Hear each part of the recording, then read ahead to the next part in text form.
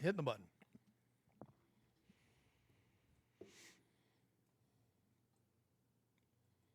All right.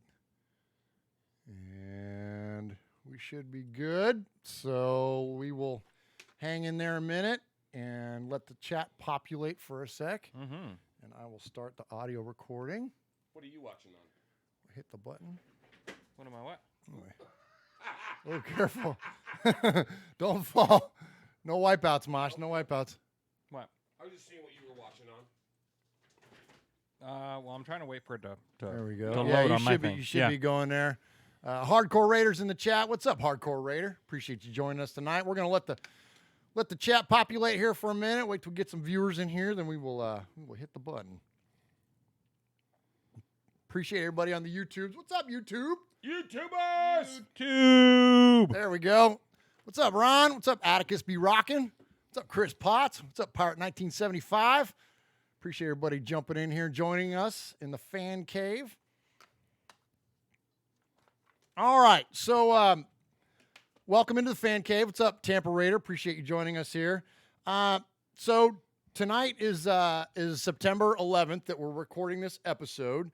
And so before we get going, I just wanted to kind of say something is that, we treat a lot of subjects with irreverence here on Raiders Fan Radio. We like to play and have a good time, and there are just some things that aren't funny and don't really have a place for cleverness in terms of a football Raider podcast. So I just wanted to take a few minutes, and really we wanted to take a few minutes and just kind of acknowledge the events of September 11th back in 2001. And I would like to point out that I'm incredibly thankful for all of the first responders out there, and I'm sure we have many in our listening audience, and I'm thankful for the ones that are members of our family. My cousin Ryan is an EMT. My boys' grandfather is a retired fire captain. Uncle Mosh's son, Jared, was an Air Force firefighter. One of his best friends, Officer Turner, works for the Rutherford County Sheriff's Department with the schools here locally, and we're just very thankful for those folks.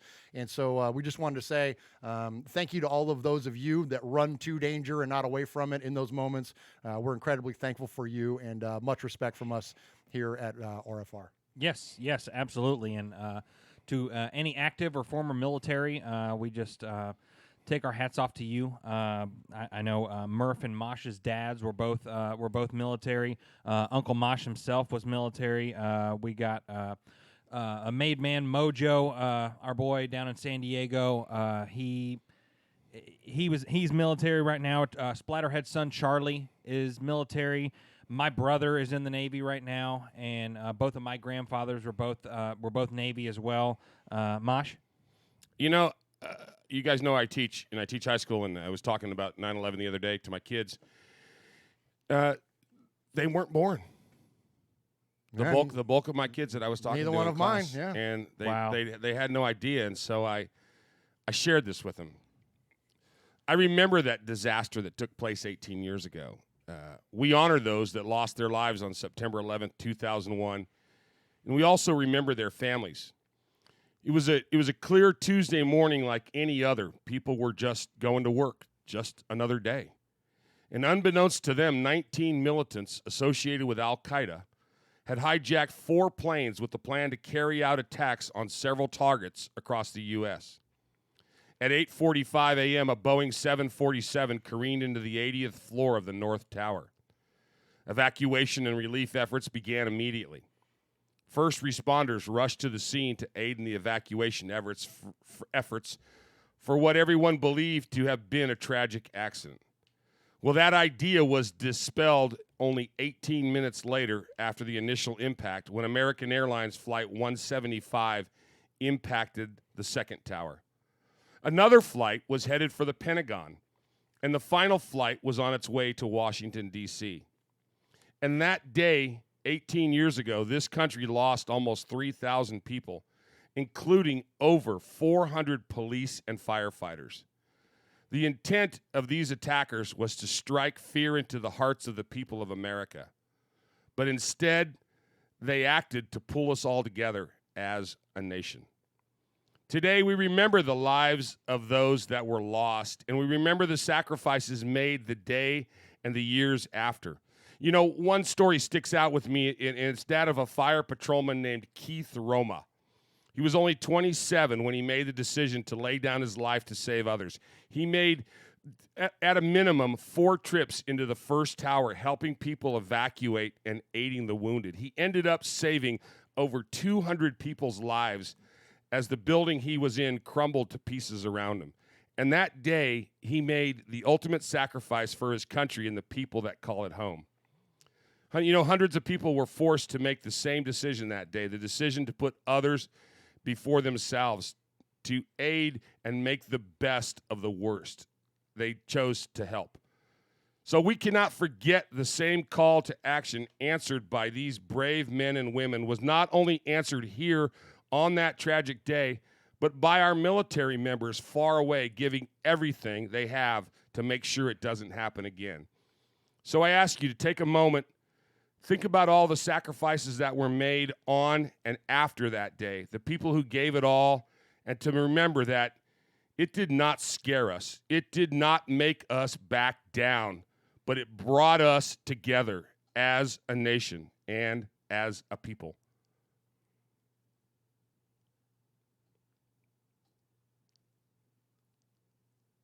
Thank you.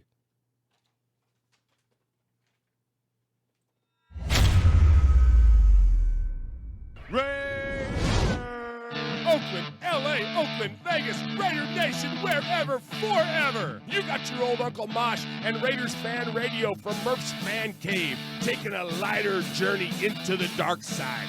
Sit back, put your feet up, pop a top, and enjoy the ride. Here we go! Look left, look right, Biletnikoff, a leaping pass, touchdown! We miss you, we love you, and we'll see you in the Hall of Fame. When you have great coaches, then after you have great coaches, you get great players, you have a great organization, and you tell them one thing, just win, baby. Way up the middle, intercepted Filipiano at the 50, time running down, Oakland football, and I think Oakland victory. The Oakland Raiders have scored on the most seamless, unbelievable, absolutely impossible dream of a play. Well, I love this team. I think this team can win. I think this team can win.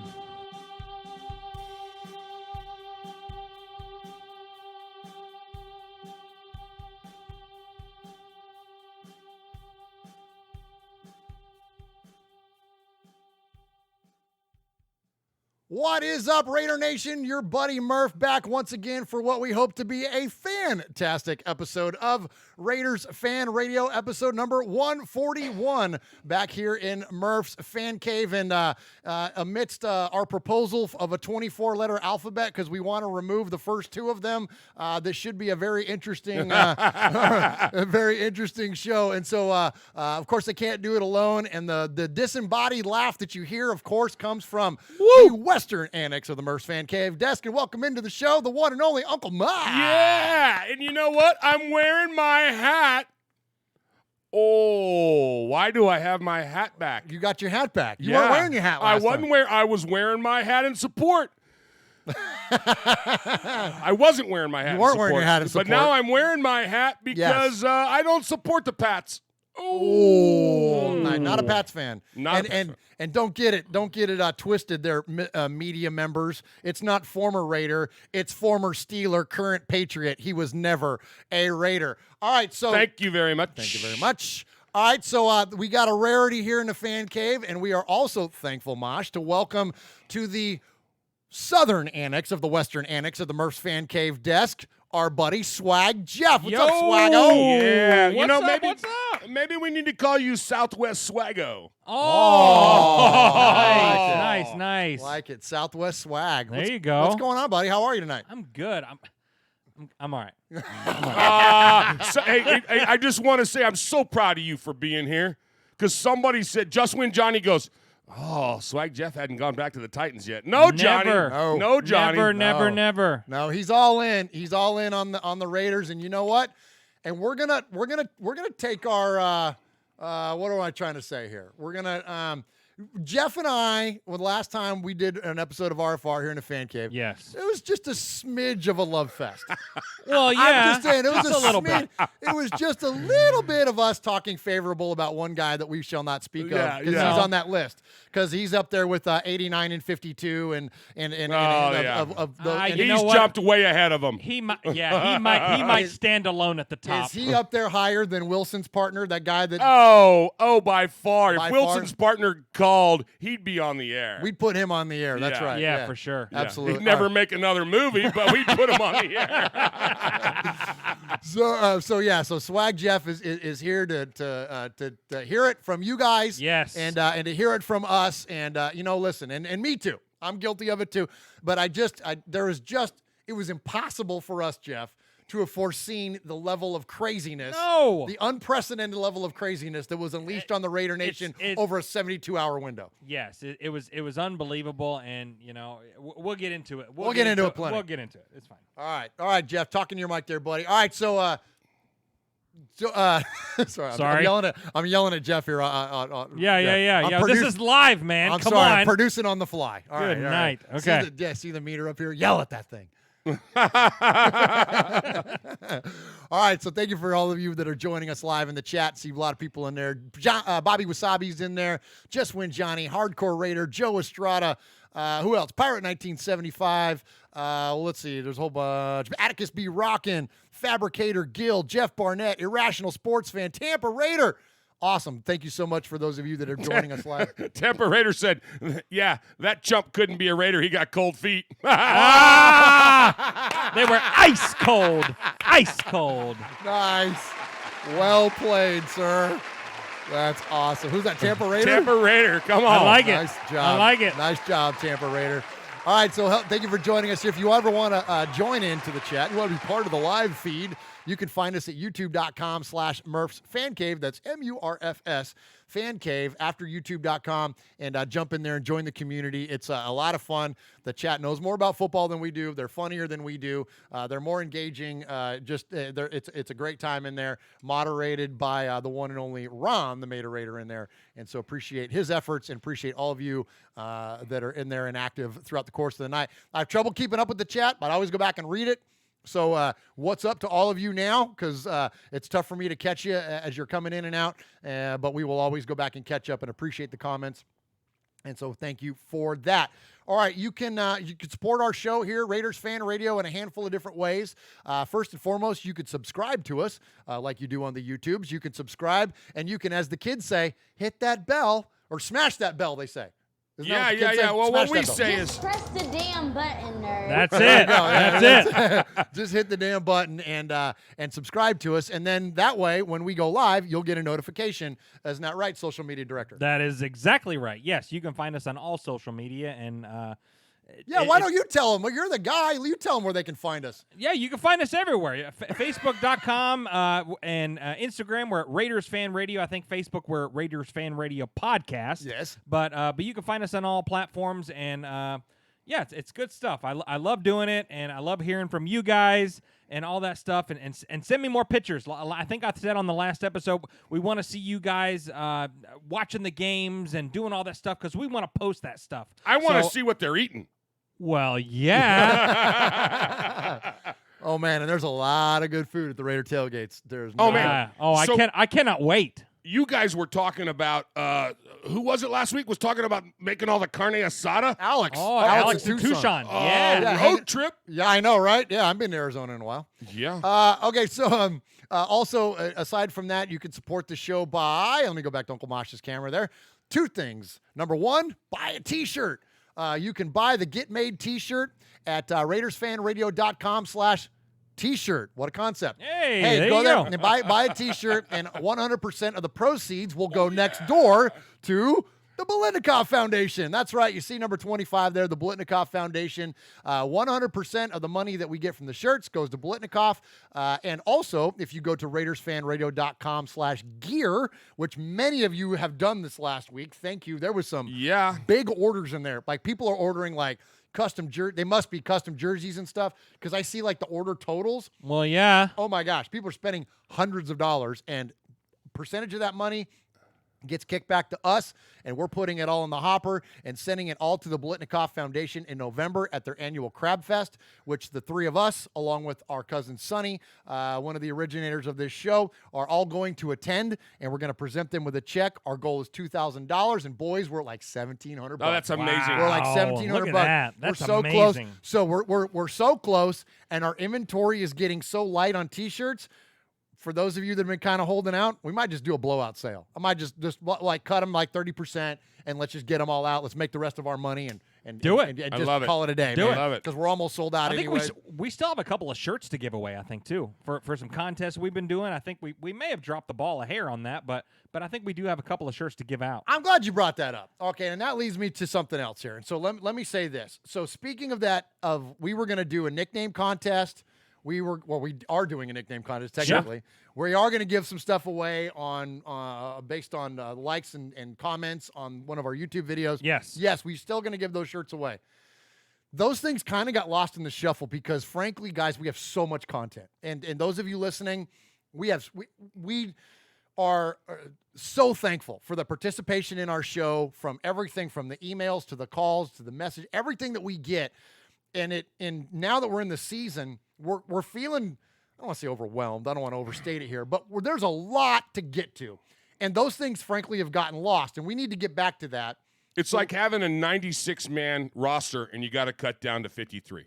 Thank you. Exactly. That's exactly what it's like. Exactly. So we've got to do a couple of things here on the show because despite our running for 2 hours, we have trouble getting to everything. And so going forward, when we do Sea of Fans, we're going to have to just kind of slide back a little bit. Mosh, you want to tell them what you got going on? I know I'm kind of out of order, but Yeah. it seems No, like we kind of we'll, led into we'll it. get it right now.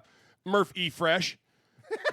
They're talking about your name when we have to. We beat the Chiefs. Yeah. Yeah. Oh, So basically, what's happening, Murph, is, and we've been talking about this. Gosh, Swago, Murph, we've been talking about this for about 3 or 4 months now because the popularity of the phone calls is crazy. We had to institute the whole Google Gotcha thing to keep them down to a manageable level. But this week alone, we had over 24 phone calls. Yeah. And we had a handful of those come in today. And we were already in show prep.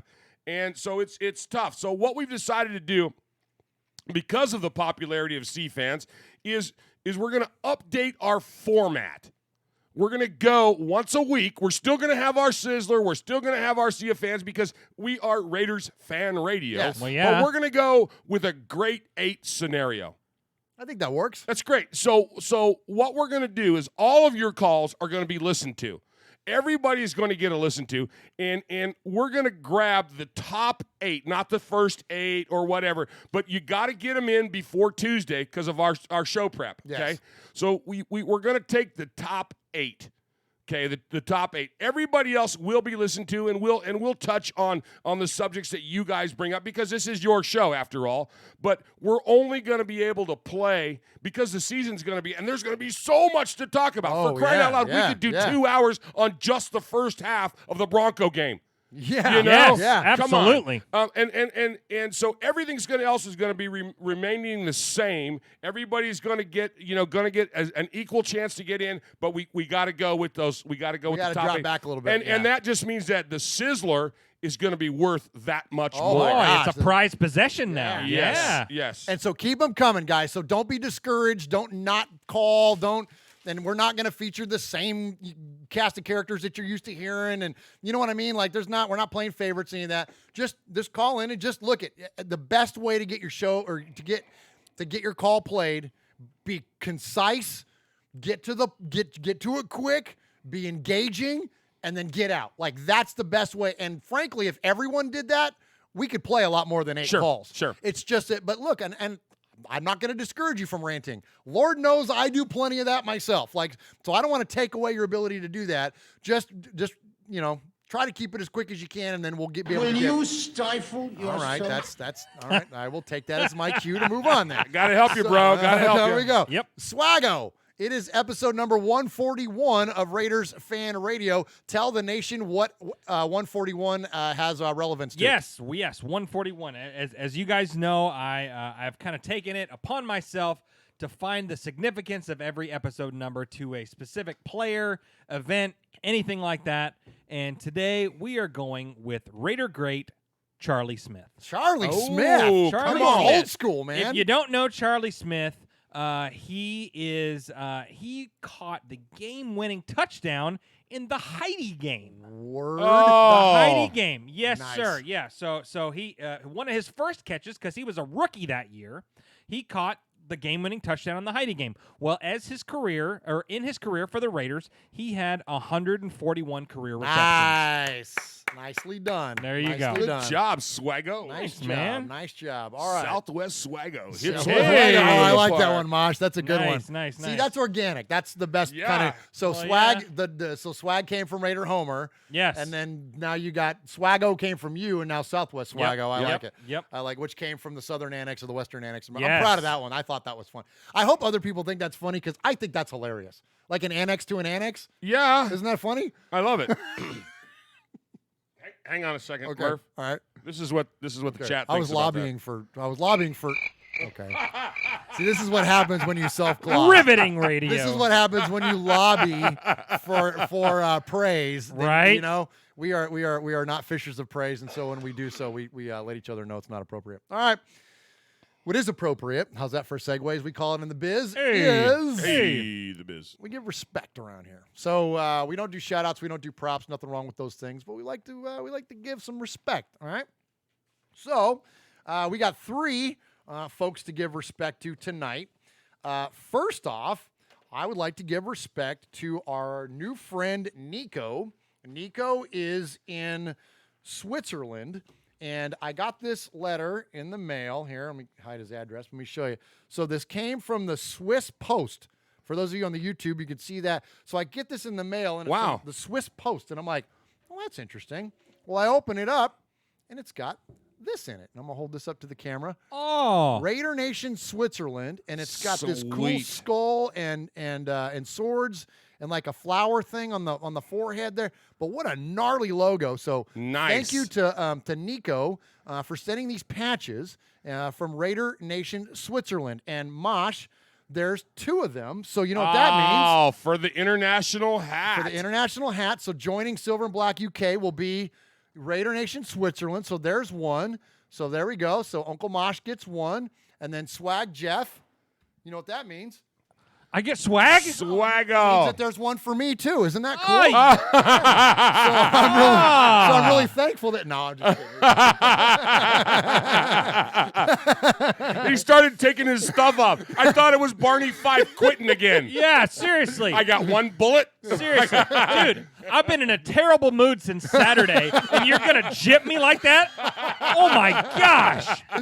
Of course, I'm going to give you the patch. You know, I'll give you the patch. Thank you. You're welcome. Thank you to our buddy Nico. We appreciate you. Right on. Thank you, Nico. All right, Uncle Yes. Mosh, you got one, don't you? Or no, Swaggo. Yeah, Swaggo, yeah, you- I've got both one. you guys got I one. got do, one. we Go do. ahead. Go Throw it out ahead. there. You go first, Swaggo. Okay, well, so we're going to give respect to JT the Brick. Nice. Love JT. Yes, yeah, absolutely. So he he had an awesome tweet. All right. So just listen to this. Shocking that some of the Bay Area media that constantly ripped the Raiders and John Gruden weren't at the game or inside the locker room last night for the game. Interesting. So it said, what was it? Traffic? Bart not running? Wife doesn't let you leave the house on a weeknight? Typical frauds that watch TV and bitch for a living. Ooh. Nice. Wow. Come on, I dig it. JT. Yes. Hey, let's so go. Come so on, JT. JT was strong, Swaggo, Oh, strong. it's so strong. But I'll see your JT and raise you 1 Jerry McDonald Oh. The goat. Oh, yes. Jerry's beat the goat. for sure. So Jerry says completely chicken of execs from other teams to anonymously trash Raiders for dumping the name that shall not be said. Easy to say from afar. Suspend him and endure 4 weeks worth of social media BS and attacking own teammates. They blew it. They admitted it. They lost 2 draft picks. The end. Nice, Jerry. Come Nice, on, Jerry. Nice. Jerry. Let's go. You know what? This is what, and we talk a lot about the media, and this is not me getting back on my soapbox by any means, but I just want to address this. What I like about Jerry and the way that he framed that tweet, he doesn't apologize for the Raiders. He's not being a fan. He's being clearly objective that, look, they made a mistake, but they addressed it and they moved on from it. So all of the rest of you, leave him alone. Like, I love Jerry McDonald. He's the best. What's left to be critical of the Raiders at this point? They handled it perfectly considering the circumstances. Like, I just thought that was awesome. Hey, so you know what? Yeah. All right, boys and girls, pay attention. You got your old Uncle Mosh here with an update. That's right. I got some stuff for you. Take out a piece of paper, a pencil, a pen. Heck, use your pocket knife and carve the info into your dashboard as you're driving down the highway. First off, you need to like us on our fan page on Facebook. That's right. Go to Facebook at Raiders Fan Radio Podcast. Don't forget about the Twitter. You know your old Uncle Mosh, he twits now. That's right. Go to at Raiders Fan Radio. Also, don't forget the Instagram at Raiders Fan Radio. What about our website? That's right, RaidersFanRadio.com. Heck, if you want to, you can even email us, show@RaidersFanRadio.com, or call us on the Raiders Fan Radio hotline, 909-345-3346. That's 909-345-3346. Don't forget Merv's Fan Cave on the YouTube, where you can get all the show links like the Fan Club Blitz with Splatterhead and Fitz. Find all our stuff on podcast providers like Stitcher, iTunes, and Google Play. All right, did I hit the time limit? Good. Man, I am so fired up. Not only did we get stuff from across the pond, but we also got a thing from our buddies in London about the blackout party. Yeah, Keith Smith, so Crusader Raider, who you see all over the place at not only at games in Oakland, but obviously the games that are that take place in London every year, and he kind of captains the Silver and Black UK over there. And so they got 4 things going, and this is such a good time for anybody that shows up. I don't know if you were you on board last year, Swaggo, when we talked about this. They got a blackout party that they do. It's at a sports bar, and it's an old grill. They do that on Friday. Then on prior to that, on the Thursday, they do a ghost walk. They got so much stuff. There's so much to do in London. That's amazing. Yeah, and then they have a sightseeing bus tour. I mean, it's not just the Raider game. There's so much stuff to do, and they put it all together so you can enjoy the stuff in London with Raider fans. And then the day of the game, they've got a game day brunch. I mean, they're silverandblackuk.com, and you can get any of those. You can hook up. You can, if you're going over there.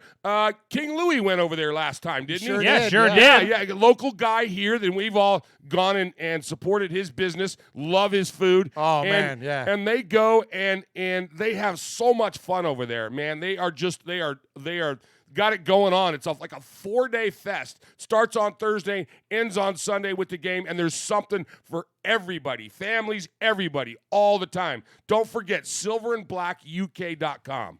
Good stuff, Mosh. Yes. Appreciate you doing that. Hey, Raider Nation. I just want to say hello. This is Pastor Mondo of NationMinistry.net. You're listening to Raider Fan Radio with Uncle Mosh and my brother, Murph. Just win, baby.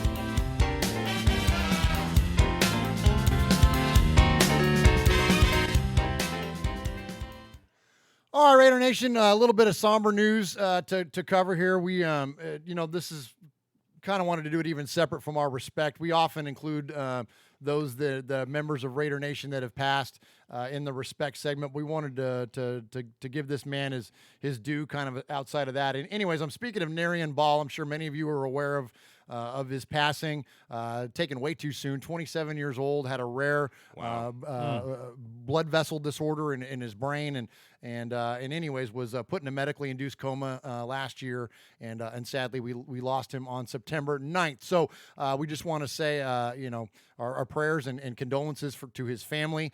And there's been a lot of behavior showcased this week that is not reflective of the Raiders or Raider Nation, but this guy was one that he kind of epitomized what it was to be a Raider, and truly once a Raider, always a Raider, and in terms of Narian Ball. So much love to you and the family, and we're thinking of you. Nobody enjoyed a good Donnybrook more than sixth-year linebacker Phil Villapiano. Linebacker, number 41, Phil Villapiano. This is Phil Villapiano, and you're listening to Raiders Fan Radio.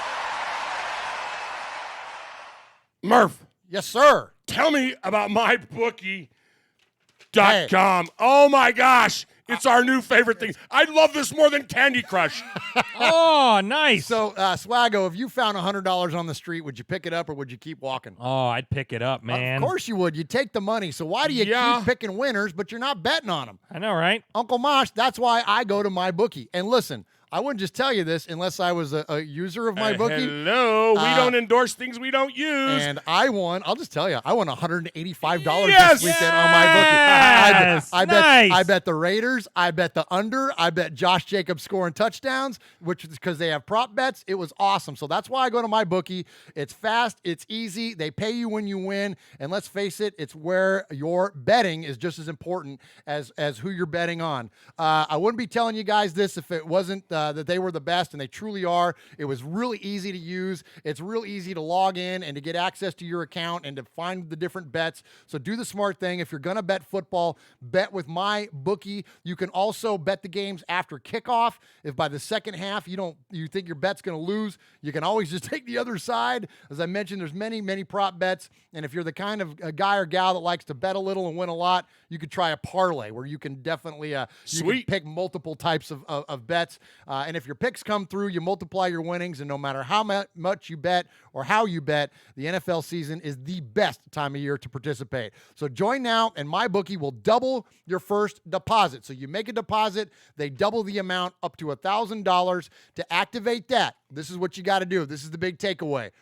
You got to use the promo code. The promo code is CAVE, C-A-V-E, and it activates the offer. That's promo code CAVE, C-A-V-E. Visit mybookie.ag today. You play, you win, you get paid. Yes.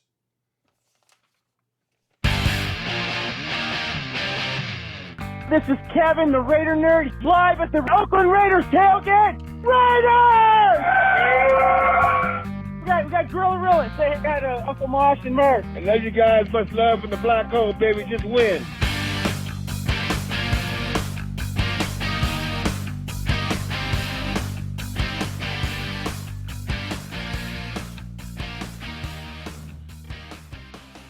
So, Murph, Yes, sir. I That was very apropos, by the way, thank you. because the black hole was fully on display during the Broncos game. Think? That was amazing. I got a problem I need to talk to you about. Uh-oh.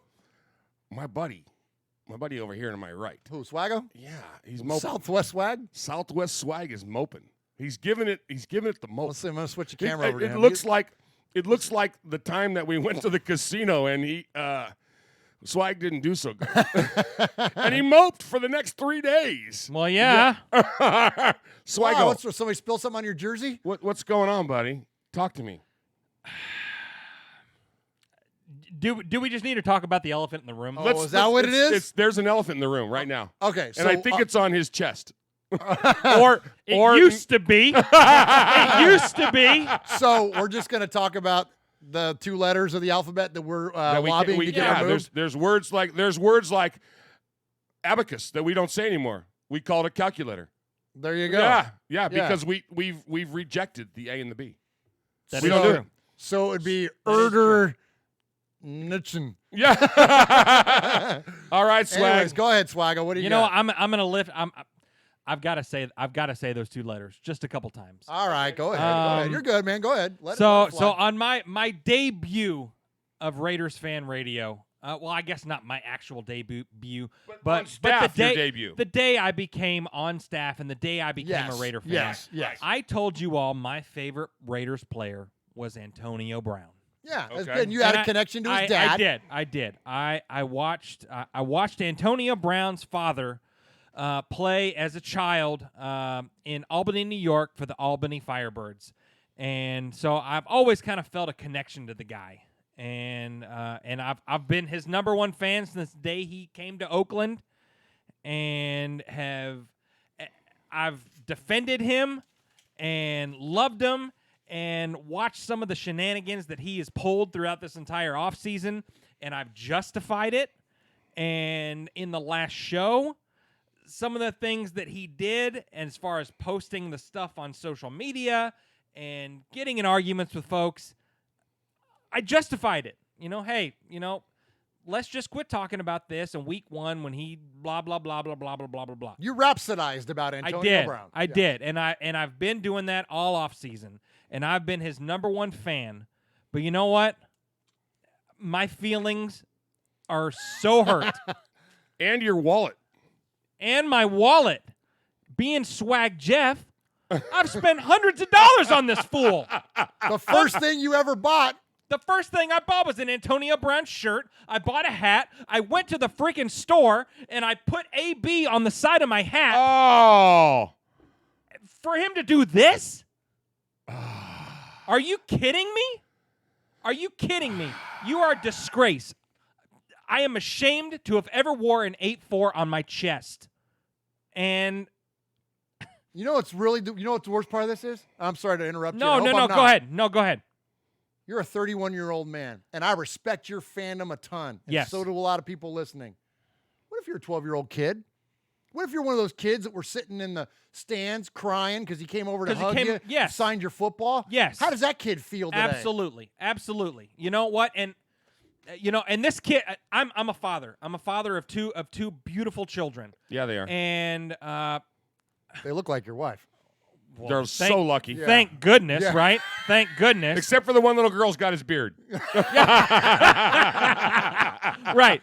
But to pull the shenanigans that he pulled and to act like a child the way that he did after the Raiders organization did nothing but support this guy and love this guy, and for him to post on social media him cheering and ranting and raving and jumping in a pool because the Raiders released him, you know what? Screw you, man. And how can you act the way that you act when you have children that are watching you? It's ridiculous. Dude. Are you serious? How can Jeff? You are not a man. Anything? Are you serious? It's insane. I love what Mojo Raider says. He says my 13-year-old has an 84 jersey, and he's pissed. Well, yeah. And so then Mojo says, I bought him a Freddie B on Friday. Nice. Yeah, you did. did. Mojo. That's what you do. Did. Yeah, you did. And thankfully, right before he was released on Saturday, I saw the post on Instagram, and I returned my Antonio Brown. So I got full face value on it because now on NFLShop.com they're on sale for like $20 or something. Of course, yeah. Whatever. Yeah. So I did get my full face value back on that. But the T-shirt and the hat and all that stuff, it's ruined now, and it's gonna get burned in a trash can somewhere. Will we have a video of that? Oh, yeah, for sure. Yeah, I got it. For sure, yeah. So, yeah, but you know what, man? I can't fully put it into words, man. It's Can you even express how much you're feeling right now? I mean, the emotional roller coaster that I've been on over the last 3 or 4 days has been crazy. I was hurt, I was mad, I was sad. And then watching Monday Night Football, I was happy because you know what? We don't need this fool. We don't need this joker. Are you serious? We're just fine. We practiced all off season without the fool, and we're gonna thrive without this guy. And I can't put it into words. I can't put it into words the way I feel. And you know what? I feel like I might need to put it into a song. Oh, well, we've had quite a few people explore their musical language here on Raiders Fan Radio lately. Jeff, are you gonna join? Yeah, I know, and you got pipes. I appreciate you saying that. You do. You got pipes, and he's sang in front of tens and tens of people in the northeastern corner of western Middle Tennessee at times. It was more than tens and tens of people. We've actually done a few shows together. Yeah, you sure have. That's how I joined this family. That's right. You were one of my actors, and I recognize that talent. You've done amazing stuff on stage, and we've had a lot. We've been on stage together in a musical. Yes. The first time I think was Fiddler on the Roof. Fiddler on the Roof. And we had a blast. And, But your best is when you do tributes. You're amazing. Yes. You're amazing. When I retired, a long time ago, and I have come back. But you sang a tribute to me, and it touched my heart. So, Well, yeah. I know that your tribute tonight wants to touch other people in other places, but we're not going to get into that. Considering the latest allegations, that Yeah. probably wasn't the best. Yeah, that probably wasn't the best wording. We're not going to talk about touching. Yeah, but yeah, anyway, Yeah. So here we go, bro. So as Uncle Mosh said, I had a great time doing theaters or doing shows with him when I was in high school. We ended up doing shows together when I was in college, and when he retired, I love parody writing songs. I love doing that, and so I wrote a song for him when he retired, and of course he came out of retirement. But one of my favorite songs that I like to do is Elton John, Your Song. So we've done a little we've written a little song, and I want to sing it to you, Antonio Brown. Do it. And this is called AB's song. It's a little bit funny, this AB story. If you don't know it, just listen to me. We promised you money, and you said Super Bowl. You could have celebrated in the black hole. You could have been a Raider, but I guess you said no. I guess that by saying you wanted to be a Raider and making us put up with all of your crap was just a big show. I know it's not much, but it's the best swag can do. On behalf of Raider Nation, ABFU. And you can tell everybody that now you're a Pat. But to the world, you just look like a big ol' ass hat. I hope you don't mind. Without 8-4, we'll shine. Oh. Your business may be booming, but we hit you with more fines. You have frozen feet and a crybaby face, and your actions have proved that you're a disgrace, and you've been unkind to Mayock and Swag. It's people like you that make Murph and Mosh gag. So excuse me for getting something I didn't get. Did you ever pick a freaking helmet? He cracked himself up.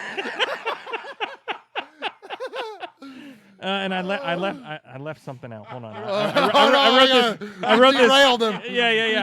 I got derailed. Okay, I got derailed here. All right, I go got ahead. derailed. All right, back in it. All right, Yeah. So okay. So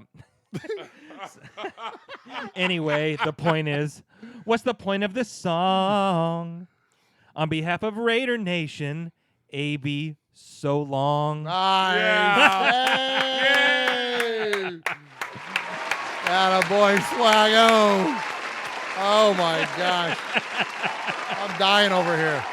I think my glass is fogged up. Well, yeah. I'll go to the Vosh camera. Well, yeah. Oh, man, that was funny, Oh, dude. you're killing me, bro. Oh, Yeah. Great job, Yeah. Swaggo. It's funny stuff, but screw you guys. All right, so I loved your line.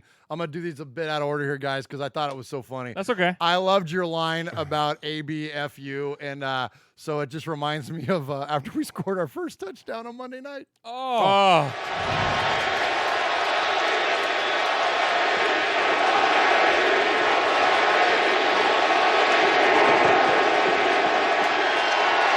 Daniel Carlson boots it through, and if you can't make out the chant, let's just say it's derogatory in the direction of AB. Let's just say it's derogatory.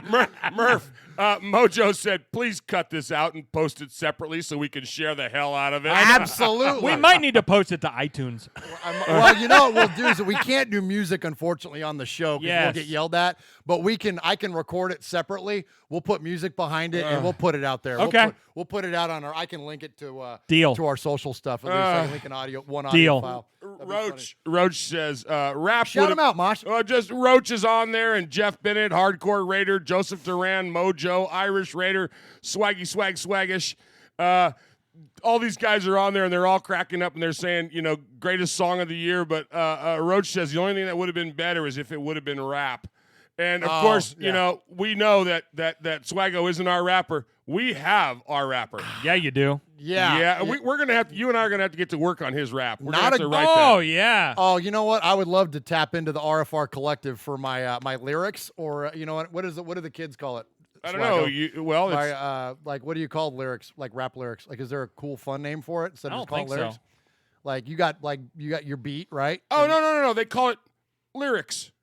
Rhymes. Well, they're rhymes. Yeah, You got right. rhymes. Yeah. You got rhymes. I need to get mad rhymes. Okay, so for those of you that don't listen to the show, Mondays with Mikey and Murph, a lot of them have lobbied for me to rap on that show, and I agreed to only rap on that show if we beat the Chiefs. Well, this is our first chance to do it this year, and so I will gladly do it, although I will not be able to perform nearly as well as Jeff just did. That was awesome. That was very funny, by the way. Great job, Swaggo. Thank you. But, Thank you. yeah, challenge accepted. That I will be. Mojo says he says because me and Jeff are your writers, he calls us Murphy Murph and the Donut Bunch. Oh my God. I take that. That's awesome. That's awesome. amazing. That's Who said awesome. I that, love Mojo? it. Yeah, Mojo Yeah. said that. Look at making my glasses fog up, Mojo. That's fun. I'll take that. Murphy Murph and the donut. And the Bunch. Donut Bunch. yeah. Hey, that means we get to do backup. Oh, yes.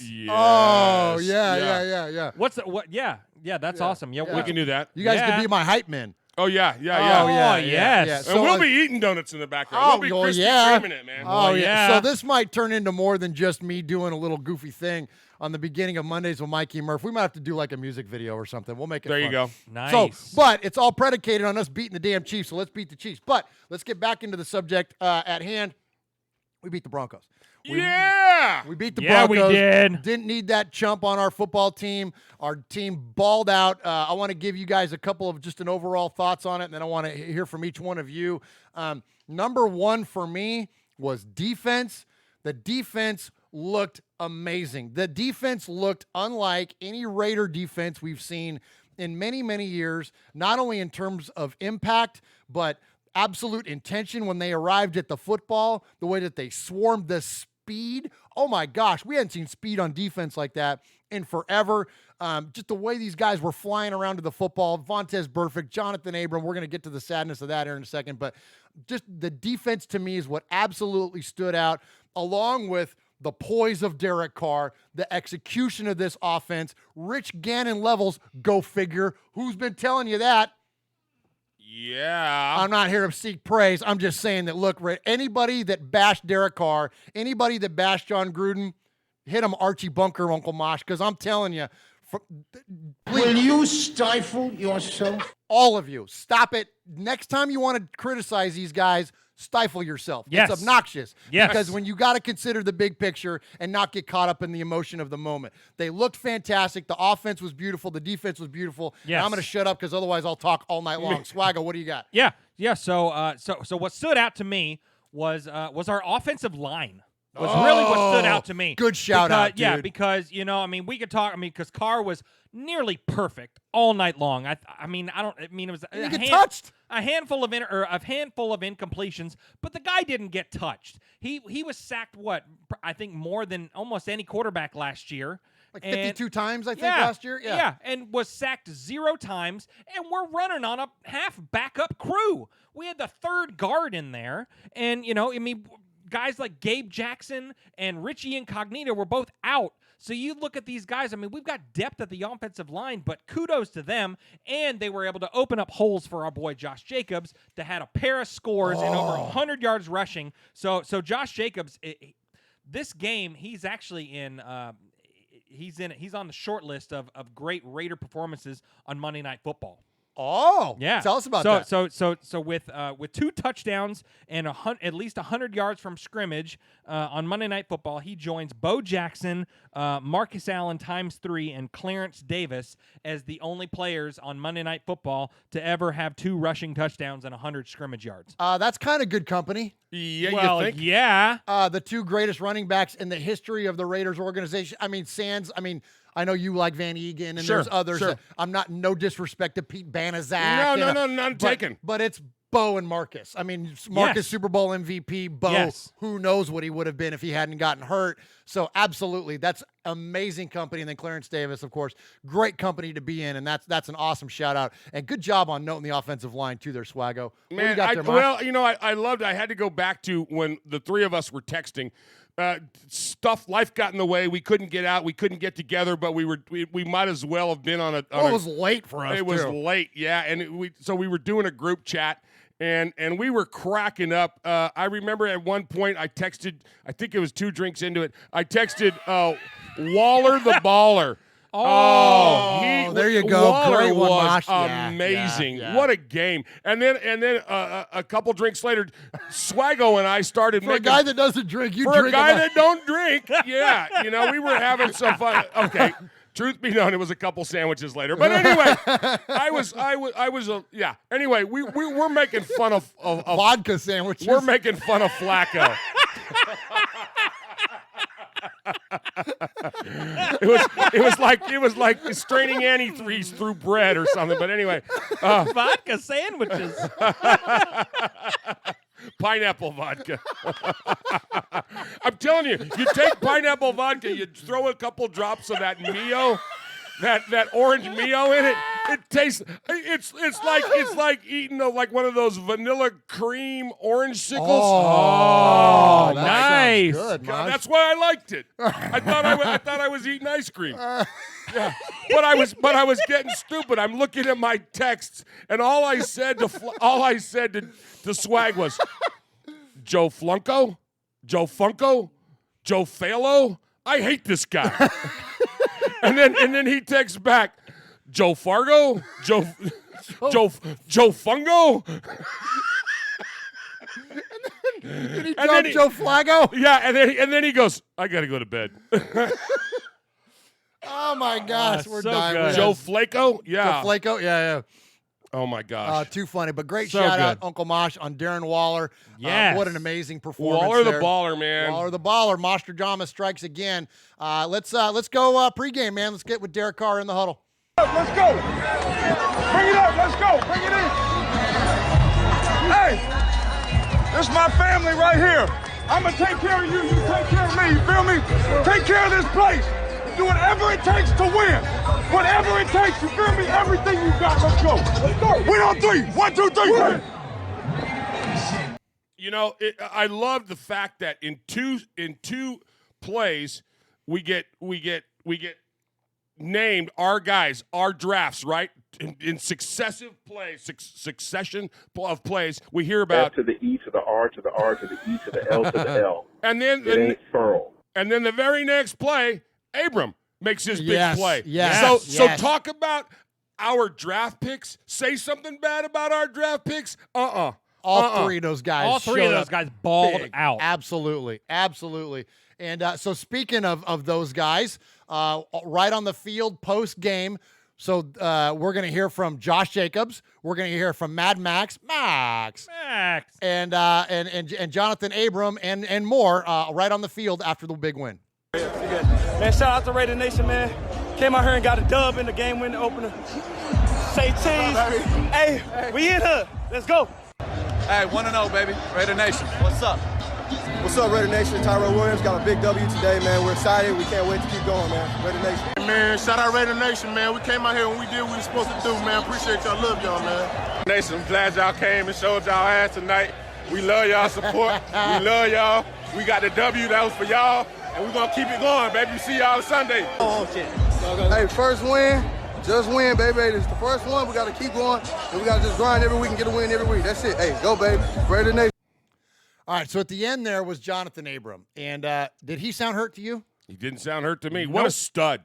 He played. What a stud. On the one, you mentioned the play, Mosh. Yeah. You, I forget who the guy was that he knocked out of bounds. The guy had 1 foot in, and Abrams thinking because we've always said this is a cerebral player. Absolutely. And he knocked him out.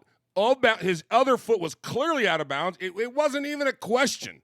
And saved like a 30-yard gain. And the force of that impact pops his shoulder out of socket. He pops it back in and plays 77 more snaps on a shoulder that had been dislocated. And nobody knew. I mean, talk about a amazing. stud. Yes.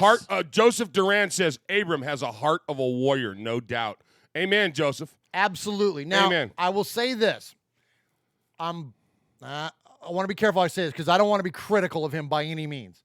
But if you guys remember, do you remember the safety for the Colts?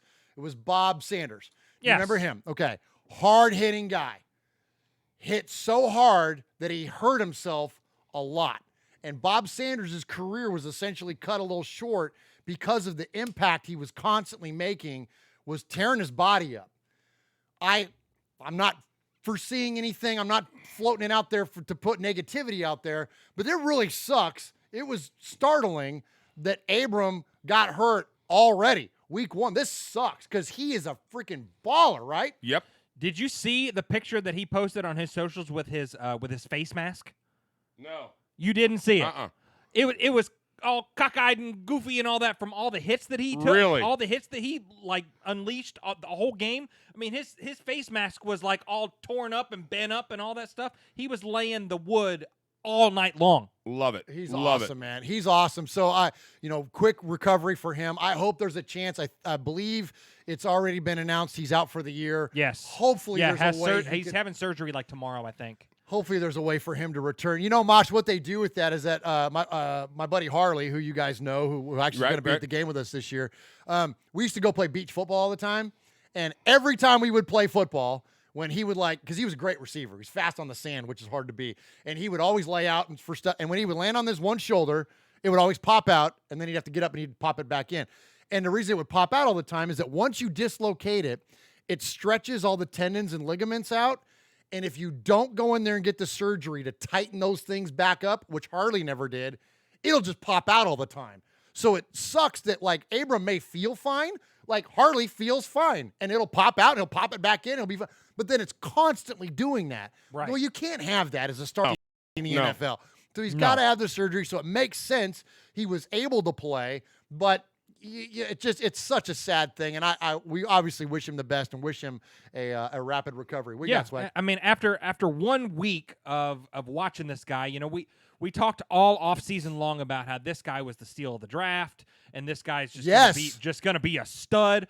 We all saw week 1 that this guy is for real, and he came to play, and he will lay the wood on whoever. And honestly, I think this is the start of the Raiders' version of the Legion of Boom. I think so too. You can talk Yeah. about great secondaries and great defenses and all that stuff. This guy for a long time, and he tweeted out stuff about how much he loves Raider Nation. Man, this was great. Hey, thank you for such a unforgettable experience. First time in silver and black and all that stuff. It was great.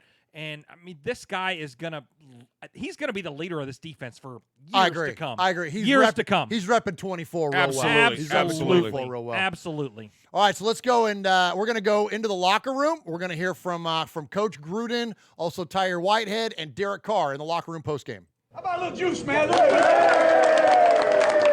Juice. That's a hell of a win for you guys, for all of us. It's a strange week, but you guys show all kind of mental toughness, and I really appreciate you. I'm really proud of you, man. How about Trent Brown and Colton Miller? How about that offense over the offensive line, man? Hey, two more shout-outs. I'd like to congratulate all the rookies that contributed to a huge win. Everybody, let's congratulate Coach on his 100th victory, man. Hey!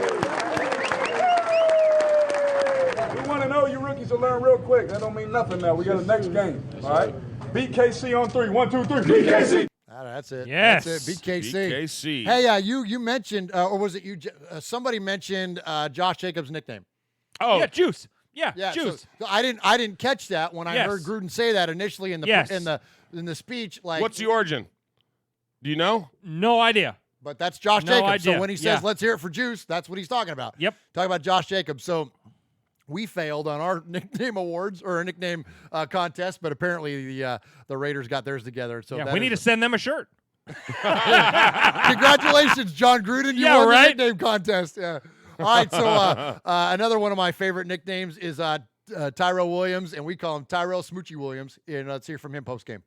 Yeah, I feel like the offense, we really was on point, from the first drive, and just feel like everybody just felt comfortable. We had a lot of confidence going forward, so it just felt good to be out there. The only time I saw 58, Von Miller was walking off the field. Explain why the offensive line was so effective against that pass rush tonight. Such a great player like that, you have to. The game plan is really to take care of him and make sure he doesn't get any pass rush. So we focus a lot on just neutralizing him. He's such an amazing player, so just trying to neutralize him. And the tackles did amazing. We have two of the best tackles in the league, and they did a great job tonight. And they gave you time for that long completion. For sure. That play. For sure. Yeah. It's just something we saw. Given a chance. They didn't have any coverage besides the corner, and we knew we could beat him. So. Just take that shot, take that chance, and great protection as always. Do you feel like you had a chemistry going tonight with Derek? I mean, you seem to be able to catch a big pass when you needed to. Yeah, definitely. We've been working together in the offseason a lot. We got a lot of training camp and OTAs, everything. So I know he has a lot of confidence in me. I have a lot of confidence in him, and we just have fun playing together. I know it's only one game, but how good does it feel when you're able to win on Monday Night Football like that? The whole nation's watching you guys, and you're able to. Yeah, definitely. I got a lot of family from Oakland. I live in Oakland, and have my first game be here, get a win like that on Monday Night Football. It's awesome. I got a bunch of family here. Excited to go see them. So, and just the way that everybody played, defense, offense, all the guys' individual performances, it was fun to be a part of. It's going to be kind of a special season, you think, given this going to be maybe a little bittersweet being the last year in Oakland? Definitely. It's only one game. We got a long season. It's a big divisional win, but it is just one game. So we got to, we want to enjoy this as long as we can for 24 hours, but then from there, we got to get on to Kansas City, another big divisional game. All right, couple things there. He talked about their neutralizing Von Miller, which I thought was awesome. That definitely builds on Swag's point of how well the offensive line played. Mosh, I want you to touch on this. He mentions there the amount of work that he and Derek Carr put in the offseason. But I thought all they were doing was working out with Antonio Brown. But look at what happened. All of a sudden, Ty Williams showed up. So what does that say? So maybe there was a little street ball going on out in the front of the house on the lawn. There you go. Might have been. This team is much deeper than one player. All right, let's go hear from. Is that right? Can you say let's go hear from? You talking about this guy? F to the E to the R to the R to the E to the L to the L. It ain't furl. Man, bro, that was a special moment for me, man, because it was everything that I wanted and expected from it. It was the trash talk, the grit, the fun, the fans, the good and the bad plays, man. I loved it. It couldn't have been a better debut for me. I just feel like, not far as I feel like I had the best game, but I just feel like I got the full range experience of what it's like being a player in this league. So. The pass rush, it was effective against Flacco, though. Basically shut down the first half. A lot of pressure on him. Talk about the pass rush. I feel like it was just us as a collective group on defense, man. As a defensive line, we knew we had to create pressure. Our DBs did a great job of, holding up on the back end. So did our linebackers did a great job of getting us lined up. And shout out to the coaches too, man. Coach Buck and Coach G Baby did a great job of just having that game plan dialed up, and we were able to go out there and get some success. I love that how he acknowledges Coach Buck in that process. Coach Buck has become one of our favorites, and he's definitely bringing the most already out of the defensive line. So let's go look. So the sack totals in this game, we got 3. We got 2 from Benson Mayoa, and then 1 right there from Cleveland Farrell. So our first round pick is already paying dividends, isn't he? I love what Ron said in the chat. He says, listen to how the rookies talk about football compared to who. That's why Mayock drafts the way he does. Yes. Good insight, Ron. Absolutely. Good insight. The guy raps and the guy thinks. He does it all. He's that's why he's a Renaissance Ron. Renaissance Ron. Oh, Renaissance Ron the Materator. I'm telling you. Nice. All right, so Derek Carr had a lengthy, post game as Gruden and others did as well. But I really wanted to lock in on this. He talked about the significance of playing in Oakland.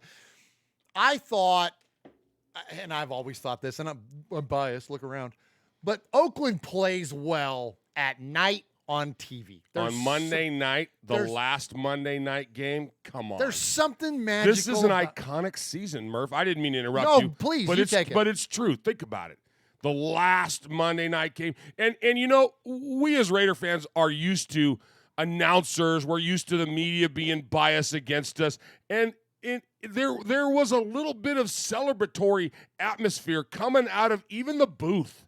You know, there was some reverence there. There was a flashback to the first Monday night game. You know, there was stuff that you would have thought we had our people in the booth. Yeah. You know? And it was awesome. I loved it. Well, I loved it. You know, the Raiders were for a long time referred to as the kings of Monday night. We dominated on Monday Night Football, and just seeing the Coliseum and the black uniforms and everyone in the stands is wearing black, and against that dark night sky and the bright green grass and that irregular shaped Coliseum, I'm getting chills talking about it right now. It's just so good. And Mosh, you said something right there that, Jeff, I want you to build on, because I think it's a really key point in all this. Everyone literally, media-wise, for the most part, was rooting for us, weren't they? Yes, absolutely. Yeah, on Good Morning Football, Kyle, what's his last name? Kyle Brandt. Kyle Brandt. Yeah, he was all in on the Raiders and talking about, you know, after the situation with he who will not be named, he said, I hope Carr throws for 6,000 yards, and I hope that the Raiders win by 500 points and all this stuff. So, I mean, yes, I mean, for a majority, I mean, except for those, the Raider haters or whatever, you know, I mean. Even Stephen A. Smith had our back. Stephen A. Of Smith, all people. Mike Green, all those. I mean, it was amazing to see people that saw objectively what was happening in the Raider organization, and to see people kind of sticking up for us a little bit and saying, you know, this dude is wrong, and the Raiders handled it the right way. So good on you guys. Absolutely. Yes. So we got a couple sound bites to play for you there. So first, we're going to listen to Derek Carr talking about the significance of playing in Oakland to start off the season. I don't think people really know how much I love this place. You know, when I woke up this morning, came into the stadium, and I saw that gold patch, you know, that gold C on the Raider jersey, saw my name on it, already knew this is the last time we'll play the Broncos in the state Monday night. Like, I had a tear in my eye for the first time, okay, during football, right? A lot of people like to say I cried last year. We won't talk about that, right? But I really did. This means so much to me. You know, Kenny Stabler, Tim Brown, Charles Woodson, you know, the list goes on and on. Freddie B. I mean, you talk about everybody. And to think that we get to be a part of the team that's the last team that gets to play here, like, that's pretty special. Yeah, so I wanted to say, you know, if you don't like Derek Carr, something's wrong with you, man. Something is seriously wrong with you, because, I mean, this guy just, the way he speaks and the way, I mean, you can just feel his emotions. I mean, he really does. He loves being a Raider. Yeah. You know, and it's just... It's hearing him talking about the importance of that gold C on his chest. For those of you that don't know, the captains all get a C on their chest, and for each year they're a captain, they get a star. Well, when you hit 5, you get a gold C. Yes. So there's only a handful of players that have the gold C, and seeing that on Derek Carr and hearing him speak reverently the way he did about Oakland, and like he just said just now, he's never cried over football until Monday night when he saw that C and he understood the importance of playing in Oakland that one last time on Monday Night Football against the Broncos. Like, you're right, Chip. Like, how do you not like that guy, Mosh? So is the gold C an NFL thing? Yeah. Or is that's an NFL? That's not just a Raider thing. No. That's an NFL thing. Yeah. That's awesome. That's amazing. Absolutely. Yeah. So like Drew Brees has one. And Right. Okay. That's very select guys have been captains of their Who team had a for heck of a game, 5 by the straight. way. Oh my gosh, that was amazing too. Yeah. The precursor to our Monday nighter. All right. So you mentioned Kyle Brandt, Jeff. Great segue. And you know, we like Kyle. He's the funniest guy on Good Morning Football. And that's a great show. Yeah. But he's absolutely hilarious. If you haven't seen his New York Stock Exchange thing, he's done. That was the best. But it was not Raider related, so we didn't play it. But anyways, this is, and he talks about the kind of everybody having the Raiders back, and about how we kind of deserve to win this game. This was all about the Raiders. This, to me, we talked about this before the show. This was a statement game. It was a statement to Antonio Brown. It was 2 words, 7 letters, and a bunch of exclamation points afterwards. Guys, they've been in playoff games. The Raiders have won Super Bowls. This was about their dignity as a franchise. This was about their pride of their fan base. Let's not forget, Mayock, Gruden, Carr, Davis supported him from start to finish, bent over backwards, compromised maybe their even integrity to support him. And then the guy makes a video of him getting released and celebrating like a child in his backyard and publishes it for the world to see. He tried to de-pants the Raiders organization. I've never been so proud of them. I've never been so proud of Derek Carr, of Tyrell Williams. And the fans had a chant last night that you could hear over the broadcast. I'm a father now. I'm supposed to discourage that thing. I was doing it in my living room with them. I love that guy. Isn't he the best? Love that guy. He's the best. Come on, Kyle. Oh man, I love what Ron says about. He goes, AB is the DB Cooper. He attempts to take your money, falls, and he's never heard from again. Well, odds are we may never hear from him again, thankfully.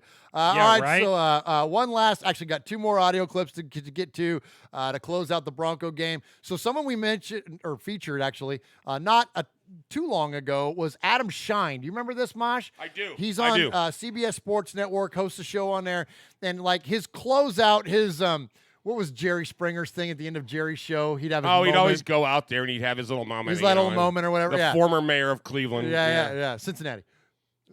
Does it matter? I don't know why I felt the need to bring Ohio, right? Yeah. Sorry, my bad.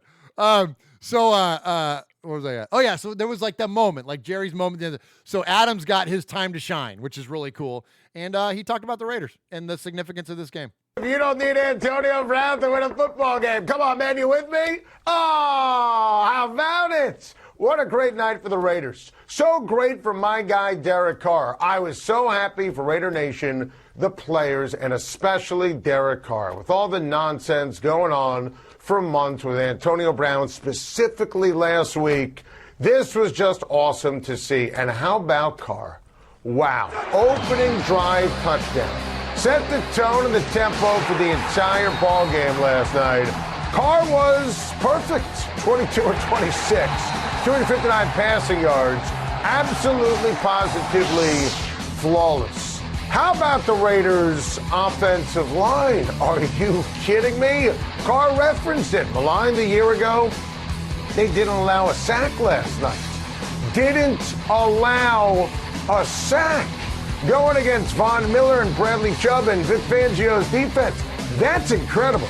That's the impact of signing Trent Brown.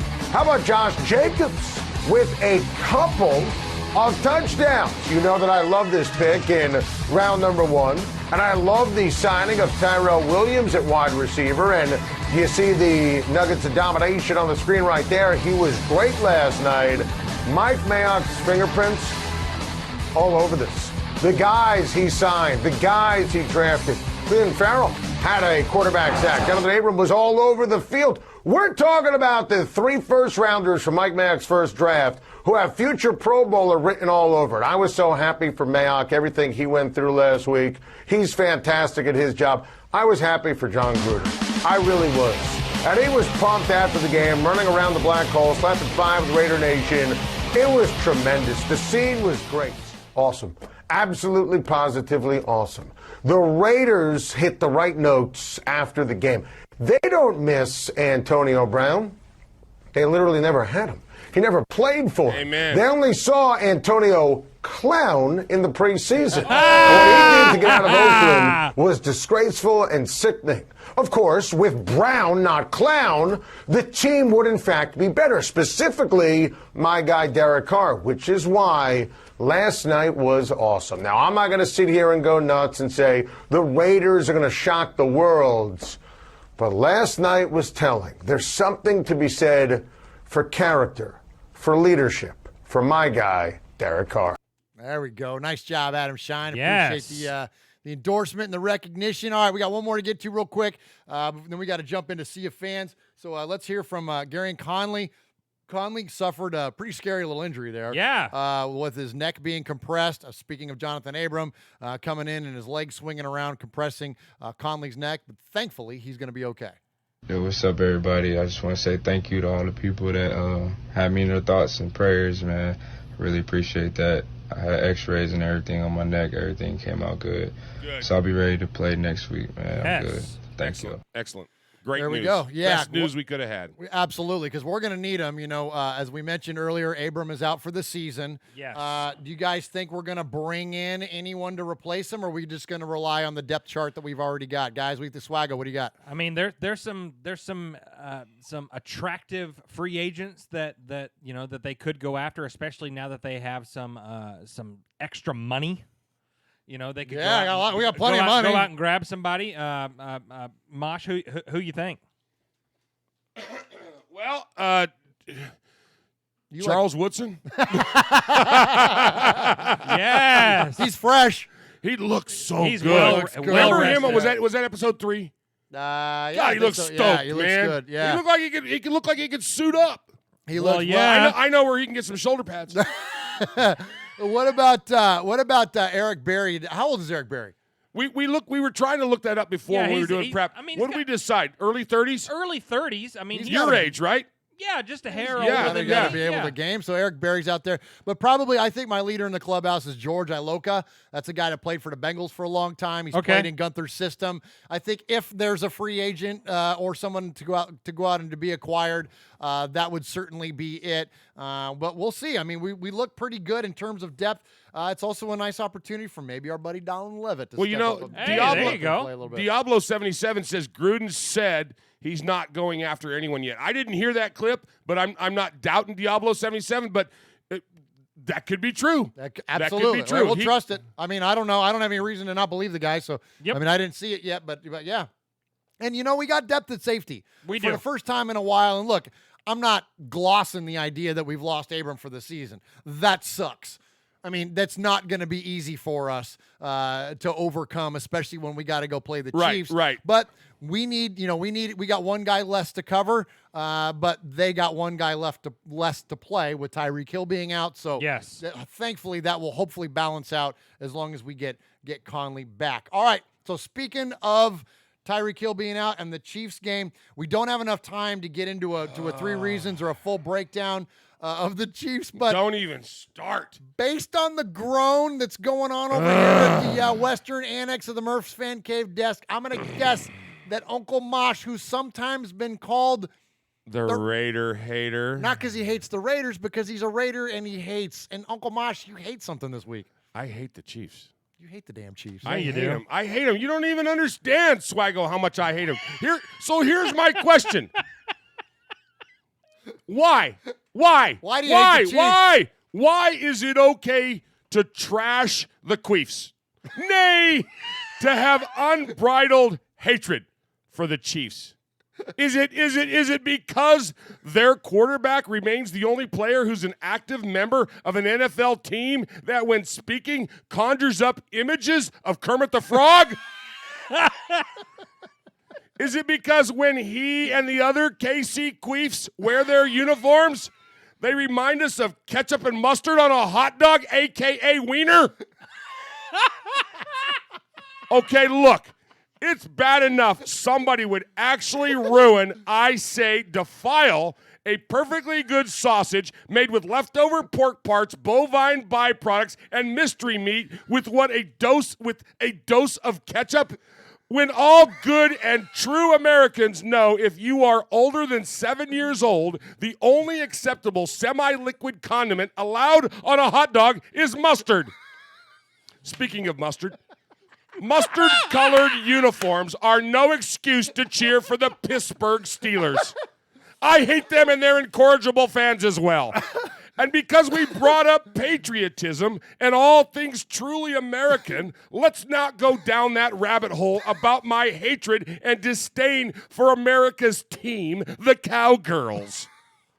The Raiders may not be America's national team, but they are the one and only nation. And our team is not restricted by national boundaries or simple little titles and labels. We are a worldwide phenomenon, a movement, if you will, a collection of passionate obsessives and loyal followers. Oh. We are Raider Nation. Yes. Knock on wood if you're with them. But I digress. Back to my original point. Okay. You see, it's very simple. All right. I hate the Chiefs. And hate is a strong word. And as I unconditionally support my team in silver and black, nay, love my team, and I am watching a game against any other team, I hate the other team. Seriously, how hard is that? Why must you hate them, you ask? Well, let me explain it to you. Love and hate are as strong of emotions as you can get. And when I remember flash back to the golden days of my fandom and the beginning of my budding affair with the Raiders, if you will, as I began to love and support my team and take football seriously, it was crystal clear to me that when some upstart other team who is hell-bent on my demise shows up to piss on my parade, well, I ain't having it. As my fandom grew and my silver and black loyalty grew, my only recourse was for pure and unadulterated hatred in its finest form. Please don't be confused. I'm not your basic burgeoning curmudgeon who hates everything. In fact, yes, I love my fellow man. I love my Lord and Savior. I love my country. I love my Raiders. I love Swag Jeff. And I love most of my family. But for 4 hours, usually twice a year, I shelve my faithful of forgiveness. I choose to forget the oath I took when I joined the service at 18, and I declare those in ketchup and mustard uniforms and their fans, especially their fans, are my sworn enemies. So there you have it. That is my anti-Chiefs testimony, my rant, or my confession, if you will. It's the reason, it's my very own personal reason that I believe 100% in my heart it's okay, nay, mandatory. It is a complete must without reservation or equivocation for me to trash talk and completely, wholeheartedly, and with everything I have and every ounce of strength I could muster to declare boldly with my silver and black clad head held high, I hate the Chiefs. Yes! Let's go! Let's go, boys! Knock on wood if you're with me. Nice! Hit the button. Hit that button. Hit the button. There it is. There he is, fading, looking. He's under the gun. He's tied, he throws. It is!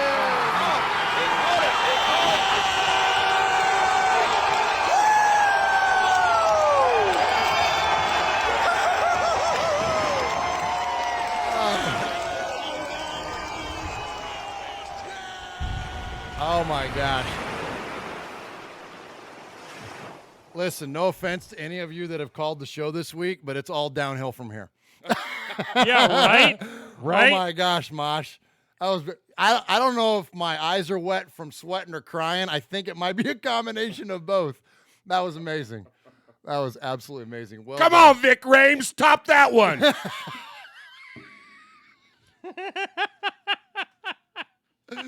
Remember last year when he stole my rant? Yes, I do. Yeah, that was awesome. Oh my gosh. Irish Raider caught it on the fan cam.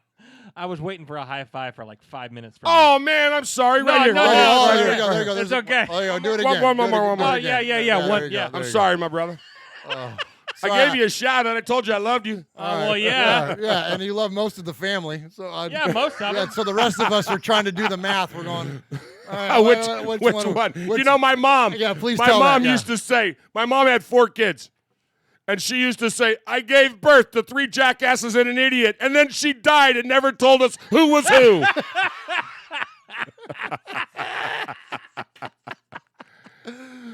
Oh my gosh. All right, so we got a lot of emails to get to tonight, and we have no showtime, but I guess we're just going to run way over. What the heck? You guys are awesome. We got so much correspondence this week, and that's why we kind of landed on the idea that we're going to have to narrow them down, unfortunately. But please keep them coming. The emails, show@RaidersFanRadio.com, and also the phone calls, 909 345-3346. That's the Raiders Fan Radio Hotline. We got a lot of emails to get to tonight. Mosh, you want to kick us off with or you need to give Mosh a breather here. Let's give him Swaggo. Why don't you kick us off? Let's give Mosh a chance to decompress. Yes. Okay. All right. All right. What do you got? What do you got, Swaggo? Okay. All right. First off, Murph and Uncle Mosh, Swag Jeff, and Raider Nation. Watching RFR number 140, and I couldn't help but notice that Swaggo was wearing a number 2 jersey. I couldn't believe he would rock a Russell jersey and was hoping it was an Araguz, Brooks, Pryor, or Tavecchio, but I got a shot from behind and was relieved when I saw it was a Charles Woodson jersey from Michigan. Since he couldn't pronounce Alzado, I'm glad to see he wasn't off the mark with the old number 2. Raider Nation forever. Frank from NorCal. All right. Thank you, Frank. Appreciate you. Yeah, and emailing thanks the for show. bringing that up again, man. The Alzado. Well, at least you pronounced it right this time. Well, so I've been practicing. I have to say it 20 times every night before I go to bed. All right, my turn. You got one, Uncle Mosh? I do. I love how the chat says that you're better. You're equal with Morgan Freeman. I love that. Nice. Yeah, that was good. Thank you. So it says, "Hey guys, I hope you're all recovering well from Antonio Clown Horror Show. I've had a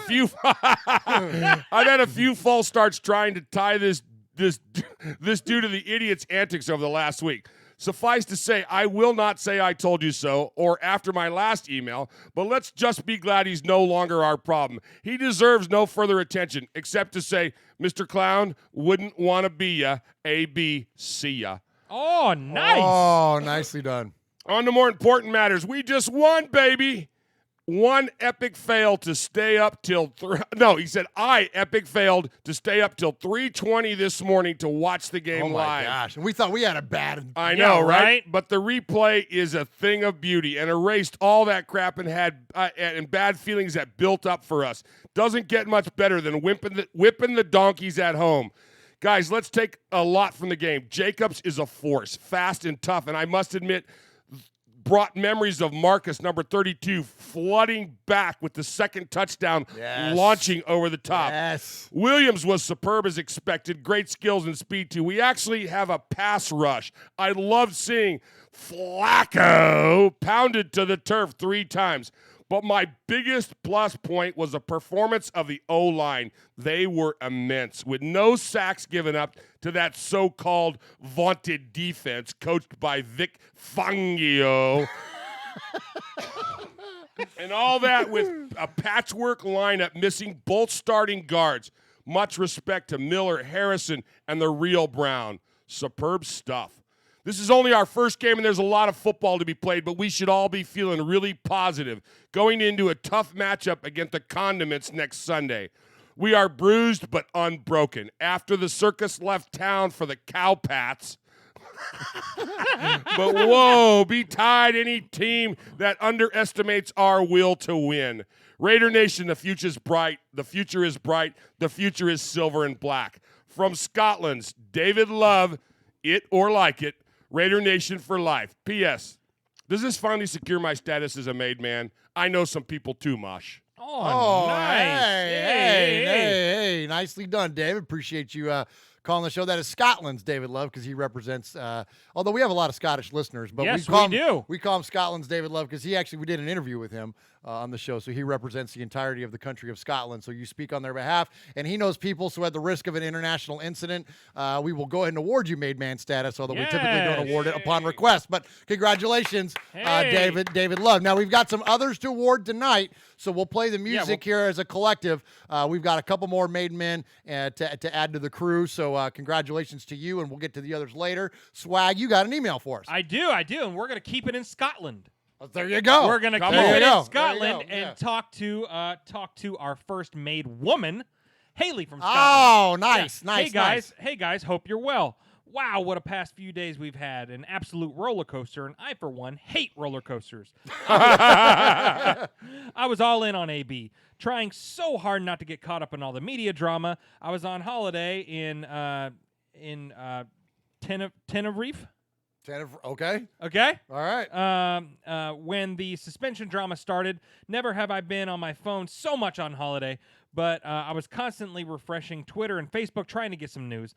Sitting in an airport waiting to come home, and boom, it's confirmed that he's playing week 1. Absolutely delighted. Only for it to come crashing down today. Yes, I was all in, but now I'm glad he's gone. We have cut ties with him. It's becoming toxic. We don't need that a few days before the opening game of the season, and by doing it now, it costs us. It does not cost us the millions it could have had further down the line. It was the right decision in the end, and we move on. We practiced and practiced more times than we should have had without AB, so I still have faith that we're ready for the Donkeys on Monday. Hopefully, when the show airs, we are 1-0, and we are. I'm looking forward to seeing what Hunter Renfrow can do, and hopefully we will see the 2016 Derek Carr. However, I'm disappointed that we didn't hold on to Keelan Doss. But it's football. Who knows what can happen in the future or in the next hour, as this week has shown. So here's to another season, Raider Nation. Just win, baby. P.S. Do you have any shirts left in medium?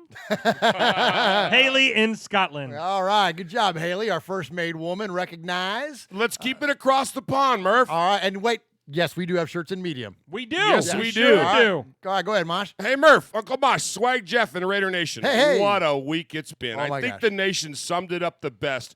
While we were dominating the Broncos on Monday night with AB. Seriously, I was always skeptical when we got him, but was hoping for the best. But now I'd rather go 0-16 than have him anywhere near our team. Actually, we can't go 0-16. Not anymore. We've already beat the Donkeys. Well, yeah. But now I don't have to because we're 1-0. What a great game for everyone. Abram was brutal. Carr was accurate. O-line was solid. Jacobs is already Offensive Rookie of the Year, and the receivers did just fine with the clown. Hopefully, the defense can iron out some things, but if we keep playing like that, then I'd be more than happy to get up at 3 a.m. and watch the Raiders every week. On to a tough game next week, but things are looking good, and we're finally getting the respect we deserve. From Joe in Preston, UK. Nice. What do you got for me, Swag? Yeah. So we're gonna keep moving right along, and we're gonna keep it over the pond. We're Nice. gonna keep. Boy, we heard from everybody in the UK. Yes, we heard from everybody, and we're gonna hear from 24 Carat Kev SBUK. We're gonna hear from him. Well. Where should I start? How about with last night's game? What a great performance from the Oakland Raiders. All of them, the players, the coaches, the fans, the Raiderettes, the ball boys and girls, the folks selling T-shirts, the folks selling natural herbs. And partaking in those herbs. Well, yeah. Every man and his dog were up for the fight on Monday night. So satisfying to see the team under Gruden begin to look like something that will develop into something really special. Some special shout-outs to give. Colt Miller and the real player named Brown on the team. There we go. Yeah, Von Who, Bradley Who. Yeah. Denzel Hard as Hell Good, and Levy Gutsis Who. Wolf Who? Yeah, nice. Our leader, our captain, Derek Carr, what a tremendous performance in the face of a top D. He didn't look worried at all, which says he's all about our O-line. Get ready now. Special mention to Coach Tom Cable and the best center in the league. That's how you handle a top D. Yeah. That's right. Some other shout-outs. Tyrell Run Like Hell Williams. Darren the Baller Waller. Josh Jacobs. The whole offense was an A+. On the defense, Vontez make you pay for it perfect. Nice. Carl the Hitman Joseph. Nice. Jonathan Abram. And on that note, Conley was balling out until Abram's butt damn near decapitated him. Cleveland Furl and Josh Morrow. Who? F to the E to the R to the R to the E to the L to the L. It ain't furl. That's right. On to something else real quick. Why is it that when all the talking heads are discussing AB and the Cheatriots, they keep on about how, the Patriots won't tolerate this or tolerate that. They've got a way. They've got high standards, blah, blah, blah. And not one of them gives us credit for handling it the way we did. I'd say we've shown that we've now got a way, or culture if you like, and we won't tolerate it. And we've just got some high standards. It's all about how the Cheatriots will hold them accountable. What the F did we just do? Saying we don't need platitudes from the media. We just need real Raiders, and he I'm going to have to look that up later, by the way. Platitudes. Okay. Yeah. Okay. And we only need real Raiders, and he ain't one, so see ya. One final thing, as 50-plus thousand wise men and women said last night, F-A-B, F-A-B, F-A-B. Have a great show, fellas. Shout out to all the RFR listeners, the Made Men, the Capo, the Made Queen. Shout out to SBUK, and a big shout out to every single Raiders fan on planet Earth. Today was a great day. Nicely done. Nice. Good job. Way to go. He nailed it. Ron goes, if we only had one beep per phrase, would we beep the F or would we beep the AB? Oh, nice. Nicely done, Ron. Oh, I love that. I love that. Oh, man. So the platitudes, is that a Bible? Is that the book in the Bible? No. Is that right after the Beatitudes? Is the platitudes? I don't think so. No? Capo says it's an angry platypus. Oh, okay, yeah. You got platitude? Yeah, that makes up for Murph just alienating 3/4 of our listeners. Thank you. No, that's what the platypus. Good evening, fellas. Hope you are well. Firstly, on a sad note, commiserations to the family and friends of Neron Ball, a young man taken away too soon. A real tragedy at such a young age. On to happier things. What a performance and a win that was. Pretty much everything we wanted turned out right on the night. There was a number of individuals who could have picked up the MVP with DC, Tyrell Williams, and Darren Waller really standing out. But Josh Jacobs got it for me for a real powerhouse performance. The balance on either side of the ball was evident, and DC looked comfortable and in total control. Clock management was solid, ball control was 100%, and we executed the basics first, then let our superiority take over. A great start. Proud of the coaches, the rookies, the veterans, and Raider Nation. Inside the Coliseum, oh my gosh, it sounded awesome all night. Then to round off the night, as the clock was running down, the camera picked up on a miserable-looking Mr. Ed John Elway. Ah, nice. I would ask him, John, why the long face, I thought. I would say genetics, but anyway. But then I realized it's not nice to mock the afflicted. Oh, nice. He's much nicer than me. Yeah. We've earned the right to enjoy it for a couple of days. We made a big statement, but then we have to focus on making a bigger statement when Kermit and the Jim Henson Workshop turn up. Turn up in Oaktown on Sunday. Finally, a few quick points. I'm claiming Jonathan Abram as a local hero as he played for Mississippi State. Nice. Oh, nice. Keelan Doss is back, which is great news. We can harness his potential now and make him into a superstar. We didn't even talk about that yet. Nope. Sheesh. No, my gosh, there's so Nostradamus much. strikes again. Thank you. I did call that. Yeah, you did. Beast Mode, you should look that up on that text I sent you in the date. Beast Mode was announced that he's co-owning an arena football team in Oakland from next year. It would have been cool in silver and black, but the logos and colors look nice. Go Panthers. And a shout out to Haley from Scotland and Lino Montana, Full Metal Mexican. We had a great Twitter chat before and after the game. Thanks to you both. Thanks as ever for your work, fellas. Love you, Raider Nation. His Lordship, Paul Egerton, Shropshire, Mississippi, Pauly Award winner 2019, Sizzler scorekeeper, proud made man, and one-time winner of the Raiders Fan Radio Sizzler Award. Nice job, Paul. Appreciate it. Always the anchor of the emailers is Paul in Shropshire, Mississippi, because he is west of Birmingham. Appreciate you, Paul. And hold on. So we're laughing at the you same thing. Hold on. So, but I want you to shout him out. So tell us what's going on in the chat, but shout him out too, Jeff. So we've got everybody in here. We've got DB Halo, Crossbones, Aaron the Q Dog Raider, Irish Raider, Sugar Shane, and and Ron said that Elway went home after the game and drowned his sorrows in a bowl of sugar cubes and apples. Yeah, he really is. He's the only owner that I've ever seen in a league that's turning into their logo.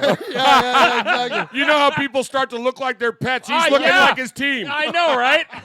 Yeah. And then he used to have that giraffe neck quarterback up there. It was like they got a zoo going on in Denver. Yeah, absolutely. Oh man, great job on the emails this week, y'all. That was awesome. So speaking of all that, I actually talked to or traded messages with Keith Smith, Crusader Raider, and I think he's going to join us for an RFR conversation. Nice. So you Silver and Black UK and all those folks represent, man. We'd love to hear from you and appreciate the emails this week. That was awesome.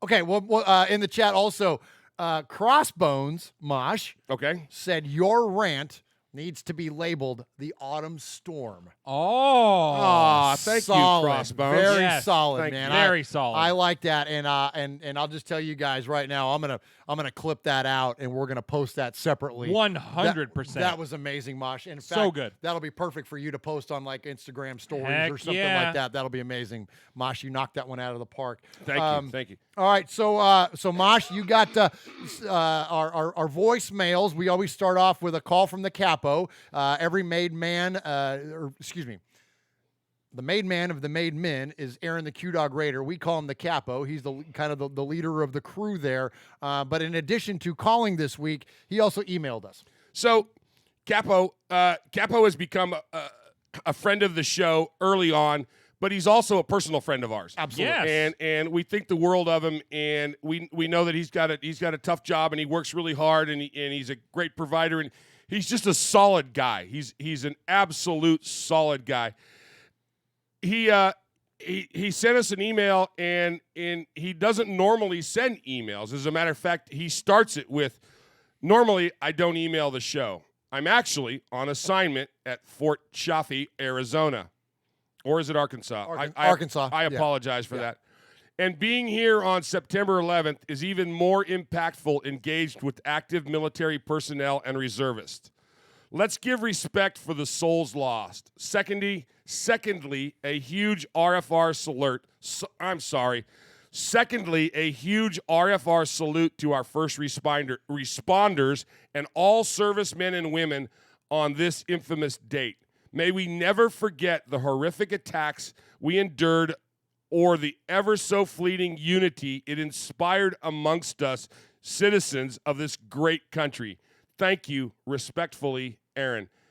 I couldn't be more proud of you, Aaron. Thank you for that. Thank you for that. I really, really appreciate that. I'm saving that one. Yeah, absolutely. Great job, Aaron. We appreciate you. And like Mosh says, man, he's the made man. There's a reason he's the made man of the made men. He's the reason 100%. or the made people anyways. I mean, you know what I mean? He is the captain, and we appreciate him and certainly the reverence towards that subject. All right, so let's go ahead and jump into some of the voicemails. And speaking of Aaron, as we said, we always kick it off with him, and let's hear from him. Greetings. It's your Capo, Aaron the Q-Dog Raider, coming to you from a state called Arkansas. But Mosh, Murph, Sonny, Little Murph, Swag Jeff, Big Raider Trucker, Mojo, salute, Nation. I'm on assignment, and while I'm on assignment, I had the opportunity to watch Game 1 of the Payback Tour come to amazing fruition. Yes, indeed. We got 1 W under our belt. We got 16 to go, but you know what? We're putting things on people's mind that, cast aspersions on our glorious nation. I listen to all this chatter talking about all the up-and-coming quarterbacks and the changing of the guard and everything like that, but somehow number 4 fails to get mentioned. And speaking of mentions, I think Jerry Rice, the rented Raider from long ago, put it best when he said, we all got played. AB contacted me. He told me that he wanted to play ball in the Bay Area. Now, this was an interview with 95.7 The Game. And he went on to say that I bought into it because I can only take a man at his word, but I think this was already planned. Yeah, I think the conspiracy was in motion. I don't think it was a long play, but I do think it was a short play in order to get him over to the Pats. But you know what? We're going to move forward. I'm into acronyms, so I'm going to give you something to think about. F. Now, follow along. F is for the fake love that he showed the nation. U, unprofessionalism. C, just childish. From start to finish, just childish. K, well, K is the 11th letter in the alphabet, and I can't really think of much for K other than, the media keeping on hating on the glorious nation. And A, for effeminate tendencies. B, the bigoted dropping of a racial slur on Mike Mayock, unexcusable. All right, shout out to all the made men. That's all I got to say for this week. Bro. Oh my gosh. I love it. We're into acronyms too, Aaron, and well played. Well played. Oh, All right, my. he's the best. So we got a lot of voicemails to get to tonight. We're gonna run over our 2-hour mark, but we're gonna get to these as quick as we can here. And first off, we're gonna hear from our buddy RBK Raider. Murph, Uncle Moss, Q Dog, Swag Jeff, Little Plastic Buff Murph. This is RBK Raider, man. Just got finished listening to your last episode, and a bunch of stuff popped up since you guys recorded last night about AB. I know you guys already know. I've seen your posts on Facebook, so you'll probably touch on this before you even play to see your fans. But man, this ain't looking good, AB. Like, what are you doing, son? Like, now they're talking about suspension, and they don't have to give up that $30 million guaranteed. AB needs to straight out come up with an apology, personally and publicly, and get back to playing some damn football. Is it gonna go down as one of our best signings to never even take a snap? Like, when I can get off to catch the Packers, beat the heck out of the name that shall not be said on this show. But, hey, man, I know you guys are going to be chiming in on it. Hopefully I get played on the air, and I will be officially a made man, and I can order my T-shirt and wear it with pride. So all you RFR fans out there, all you Pillager podcast fans out there, come on. And I know all of us listen to both podcasts religiously. Much love. Raiders till we die. RBK Raider out. Nice job, RBK Raider. Hey, look, if we're being held in the same accord as the Pillaging Podcast, we'll consider that a compliment. Those guys are great guys, and look forward to catching up with them in Oakland. We consider them peers of ours, and like I said, they're good dudes. And so, man, so great job, RBK Raider. So yeah, you become a made man. We're gonna hold off on your music because we got one more. So we got 3 people tonight to award made man status. So we've got RBK Raider, and then oh gosh, I already forgot who's our emailer. Oh, see how bad I am at forgetting this stuff. Yeah. And I know that Coach Davis is one of them, but he's a caller. But that's coming up. Oh yeah, that's coming up. Yeah, you sold the lead a little bit on that one. Oh, my bad. That's all right. Who's the emailer? You've got an email. You read it. I read it. Oh, who was it? Shame on me. See, I'm so bad at this stuff, you guys. In Scotland, right? Yes. Was it Kev? No, No, Kev's already it wasn't Kev. made. No, he's not. No, he's not. He It's should not be. Paul. He should be soon. Gentlemen, easy, Hey, easy. He asked for it at the very end of his email. It's okay. I got it. It's David Love. David. Scotland's David that's Love. The guy represents the entire country of Scotland. Yes. And instead of risking an international incident, we decided to make him a made man. Please, somebody write that down. It's written down. I got it. Oh, okay. I got you, bro. All right. I got you. Sorry, I'm all flustered now. Can you do me a favor? Okay. Will you stifle yourself? So should we ever be attacked by the Scots, this will be the guy to defend us. Murph, Mosh, Swaggy J, Capo, Made Men. That was a long way for a Mojo, joke. San Diego. Calling to talk about you know what, man. Do I even have to say it? So keep in mind, everybody, this is Friday, okay? So there's going to be some stuff coming out between now and Monday, but just got to get something off my chest here about the AB situation. Okay, here we go. So. Oh, I'm sorry. I got to set this up real fast. I chose these calls because this was the 72 hours we lived out. Right. RBK was the front end. We live it through Mojo. We're going to live it through Jack in Pennsylvania. We're going to live it through Coach Davis. We're going through the timeline since like Thursday. So that's the reason this is all being set up the way that it is. So just to give you guys some kind of framing around it. Right now, I say cut bait. Forget it. This guy's a Looney Tune, right? Why do you want something like that on your team? Especially if he took a swing at Mayock. A lot of young players on the team. We can't have, a superstar acting like that, setting that kind of example for the young guys. It's not conducive for a team environment. However, if Rosenhaus was able to get this guy to apologize to the team behind closed doors, apologize to Mayock in front of those guys. If he came out in the presser, owned his mistake, and apologized for it, you don't cut the best receiver in football. Now, you have to be mentally unstable to get so pissed off about a measly fine that you probably weren't even going to have to pay and chance losing out on over $30 million. I deal with guys a lot here in the military that have, done a couple tours in the desert, and, you'd be surprised at some of the erratic behavior that somebody would display that has, PTSD or any other kind of mental condition. For me, I'm certainly not a doctor. I'm not a psychologist, anything like that, but my gut tells me this guy is disturbed. And whether or not, this came from having too much fame too early, or just kind of losing sight of what matters with the amount of money this guy's made over the last few years, it is what it is. But just wanted to throw that take at you guys.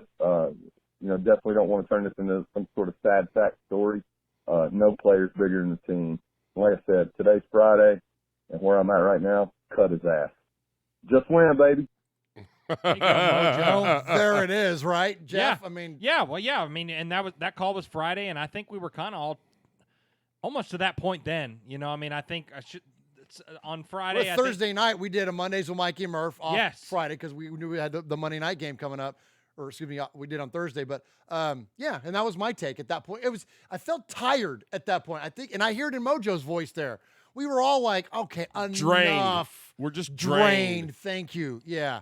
It was definitely time. Go ahead, Jeff. Yeah. So Friday, so Thursday he did the whole thing that he did and got in the fight. We found out he got in the fight with Mayock and stuff. And then Friday he does his apology, whatever, and says that Gruden says he's going to play, whatever.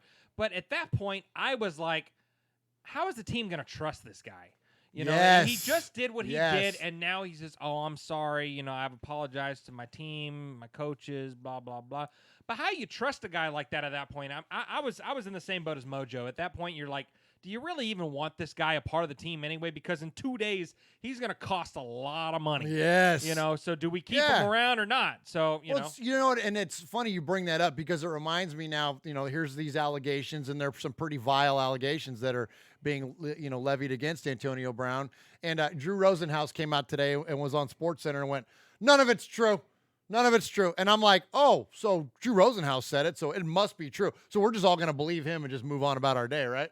Like, you're right. Like, how do you trust, like, considering the misinformation and all that, like, you can't trust anything that comes out of this guy's camp at all. It's absolutely awful. But, all right, so next up, again, continuing down the timeline, let's hear from Jack in Pennsylvania. What's going on, guys? Murph, Mosh, Sonny, Swag, Jeff, how are you guys doing today? This is Jack from PA. Second-time caller, and I just needed to call real quick and get a little bit of venting out. Just saw about an hour ago that not only did we release Antonio Brown, but he also was picked up for the Patriots. Now, I'm sure you're going to be getting a ton of calls about this, but I have only a few people that I know personally that are Raiders fans, and I need to talk about it somewhere. So, to me, I feel like that,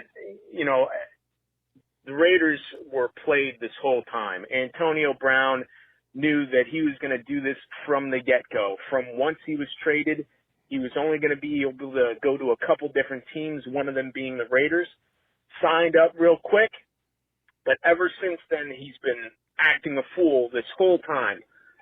With the helmet thing and then with the finding and posting his reactions and Mike Mayock almost getting into a fight with Antonio Brown, almost a physical altercation, and then everything is okay for a day, and here we are again on Sunday. We cut him, and then he signs with the Patriots. I mean, it's just absurd. I feel like it's all was just one big plan. So I need someone to talk me off a ledge and tell me I'm crazy, because that just seems insane to me. I can't fathom a person playing a team for so long just to get onto a championship squad. I mean, he's still making a good amount of money this year, and now we're left in dust. Frankly, I think it makes the Raiders look a little silly, and that also bothers me to a T. So let me know what you guys think about all this. I'm sure, like I said, you're going to be responding to a whole lot of people, but hope you have a good one. Bye. Take it away, Mosh. So I gotta be the guy. Jack, I'm gonna talk you off the ledge. I gotta be the guy. There was no conspiracy theory. And I'll tell you why I don't think there was a conspiracy theory. Because if there was a conspiracy theory, it would have been played a little bit more down to the wire. With the way things happened and the bad blood that was left with Pittsburgh, he would have, if it had been a true conspiracy theory, he would have done his getting fired, getting quit, getting released, whatever he was trying to do in time to be eligible for the game the other night. And he didn't. How great would that? Or the guaranteed money even. Or right? the guaranteed money. So they botched it.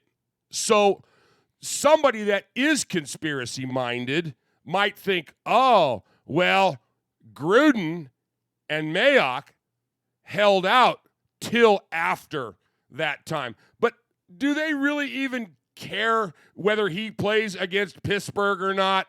I don't think so. I think we have to go back, and this is for you, Jack. I think you got to go back to what Mojo said. He's nuts. He's nuts. Sorry. I don't think we can think that he's got enough on the ball. He and Rosenhaus got enough on the ball to plan this whole big charade out and watch how it played, because he's not going to be a winner. In light of all the information that was on, gosh, guys, it was on our local news in Tennessee this morning. Yeah. At 4:30 this morning when I'm watching the news, there was a story. There was a I texted you at 4:30 this morning. Yeah. There was a 3.5 minute story with interviews and video in Tennessee. No, this is pure lunacy, and we have to go back to what Mojo said. This is an unstable guy, and it's sad.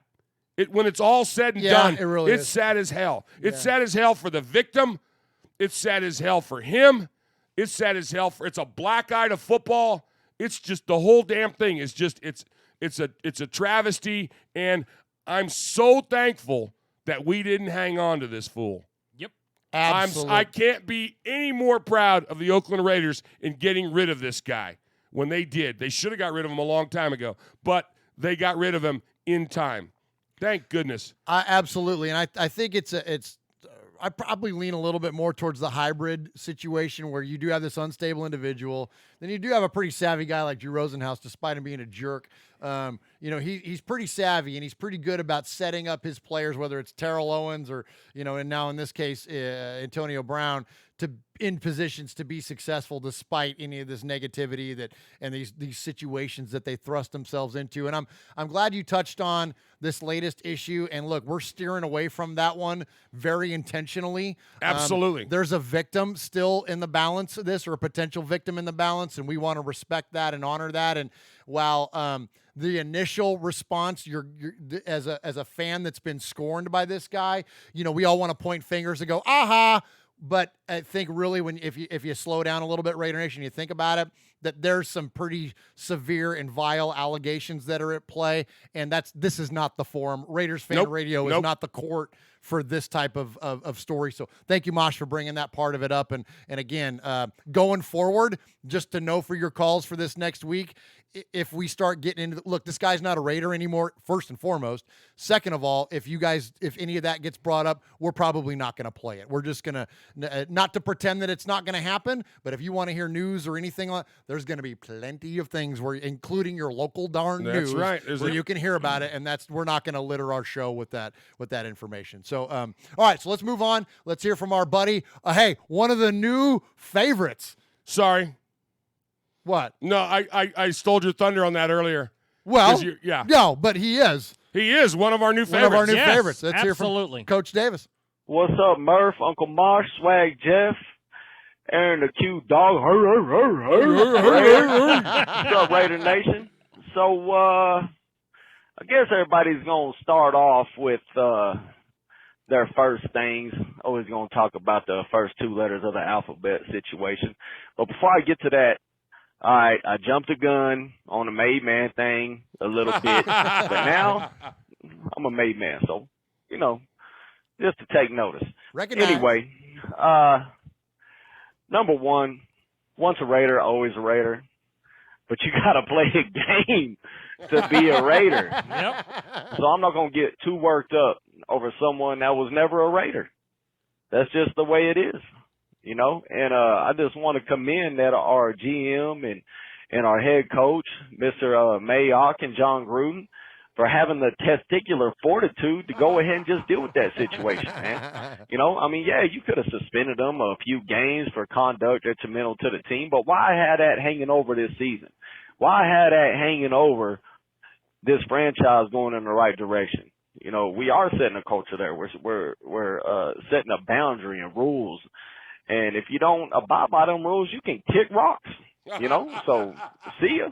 I mean, it is what it is. You know, if you want to go ahead and go over there and be part of an ending dynasty instead of being part of creating one, hey, that's on you, bro. Nice. We right here, Raider Nation. Get ready for this dynasty. Ain't nothing changed. It's coming. It is coming. Trust me, it is coming. You know, it's Monday morning right now, and I'm just really excited to get home with my family because in the Davis household, like for real, Raider Nation, man, we united in my family, top to bottom. You know, ain't no split, divided household at the Davis household. It's all Raider Nation. Nice. So this is the time we all get together. We're gonna watch this game as a family. We're gonna cheer together. We're gonna cry together. We're gonna get pissed off together. But damn it, we're gonna do it together. So what's up, Raider Nation out there? Don't let this get you down, Swag Jeff. Just buy some other gear, man. Tell a word of advice. Don't get stuck on not one player because it's about the Raider Nation, not one player. So let's get it. I'm out. Love y'all. That's what it's all about. Oh, look, I'll put a picture. There's me and my boys right there getting together. Yes. And man, we had so much fun watching that game the other night. And look, it's a family affair for us every night in the fan cave when we do this show. Absolutely. And, you know, that's what it's all about, man. Great job, Coach Davis. And Mosh, that's his third official call. Yes. And so now we have RBK Raider. Right. We have Coach Davis. Right. And we have Scotland's own David Love. Hey. Welcome to the family, gentlemen. You are now officially made men. You are a made man. You showed you are part of the family by participation. By chance, a man like yourself should make enemies, then they would become my enemies. Showing you are a friend of Raiders Fan Radio, you have leapt across the line. Friendship is everything. Friendship is more than talent. It is more than the government. It's almost equal to family. Be loyal. Made man, Raider fan. Someday, and that day may never come, I'll call upon you to do a service for me. But until that day, accept this as a gift. And don't ever forget, words can hurt more, but silence can break hearts.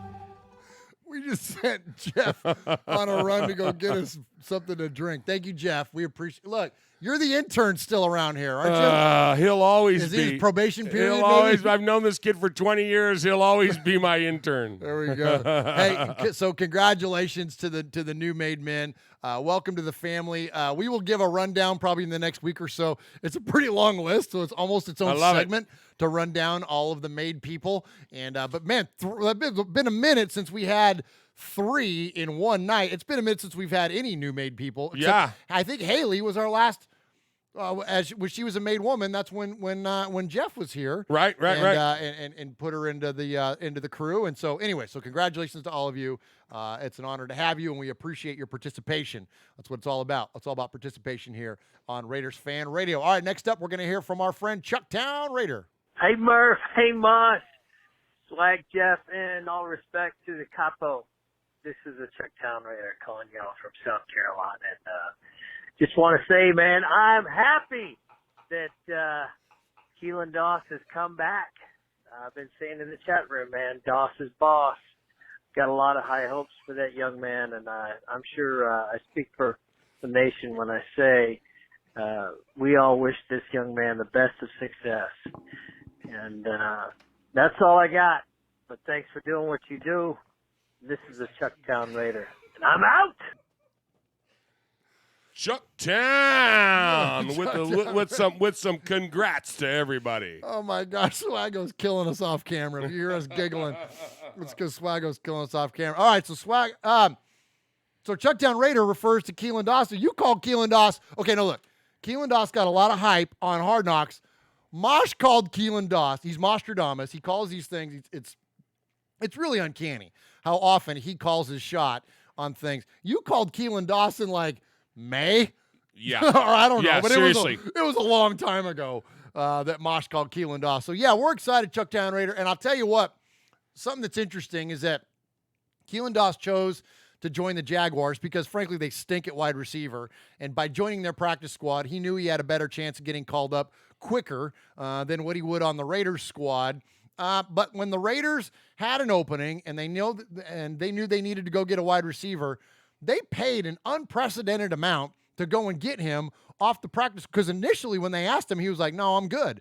Because he was all about being able to get that playing time. But then they made him a stupid offer, and so he's back in Oakland. And you know, he's from Alameda, as it's often been, you know, well documented. And so it's a great story. So I'm with you, Chucktown Raider, and so thankful to have Keelan Doss back on the roster. All right, let's hear from our Houstorian. Some call him Dead Scrolls Steve, and he is Houston Raider Steve. Houston Raider Steve. During the Broncos week, this is a famous song. We're going to go old school. This is a group called the 69 Boys. Give me that donkey butt and the big old legs. I ain't no hard to beg. Ain't no shame in this game. I'm going to break it down and beg like James. Please. Please. Double up. Please. Let me ride that donkey, donkey. Let me ride that donkey, donkey. Let me ride that donkey, donkey. Let me ride that donkey, donkey. Let me ride that donkey, donkey. Let me ride that donkey, donkey. Please. Please. Please. Everybody, ladies and gentlemen, get up on your feet and shake that jelly and start to move to this song. This is my submission for this week. Let's go out Monday night and go out and beat the donkeys. September Broncos, creamsicle color uniform, and go out and just beat their tails.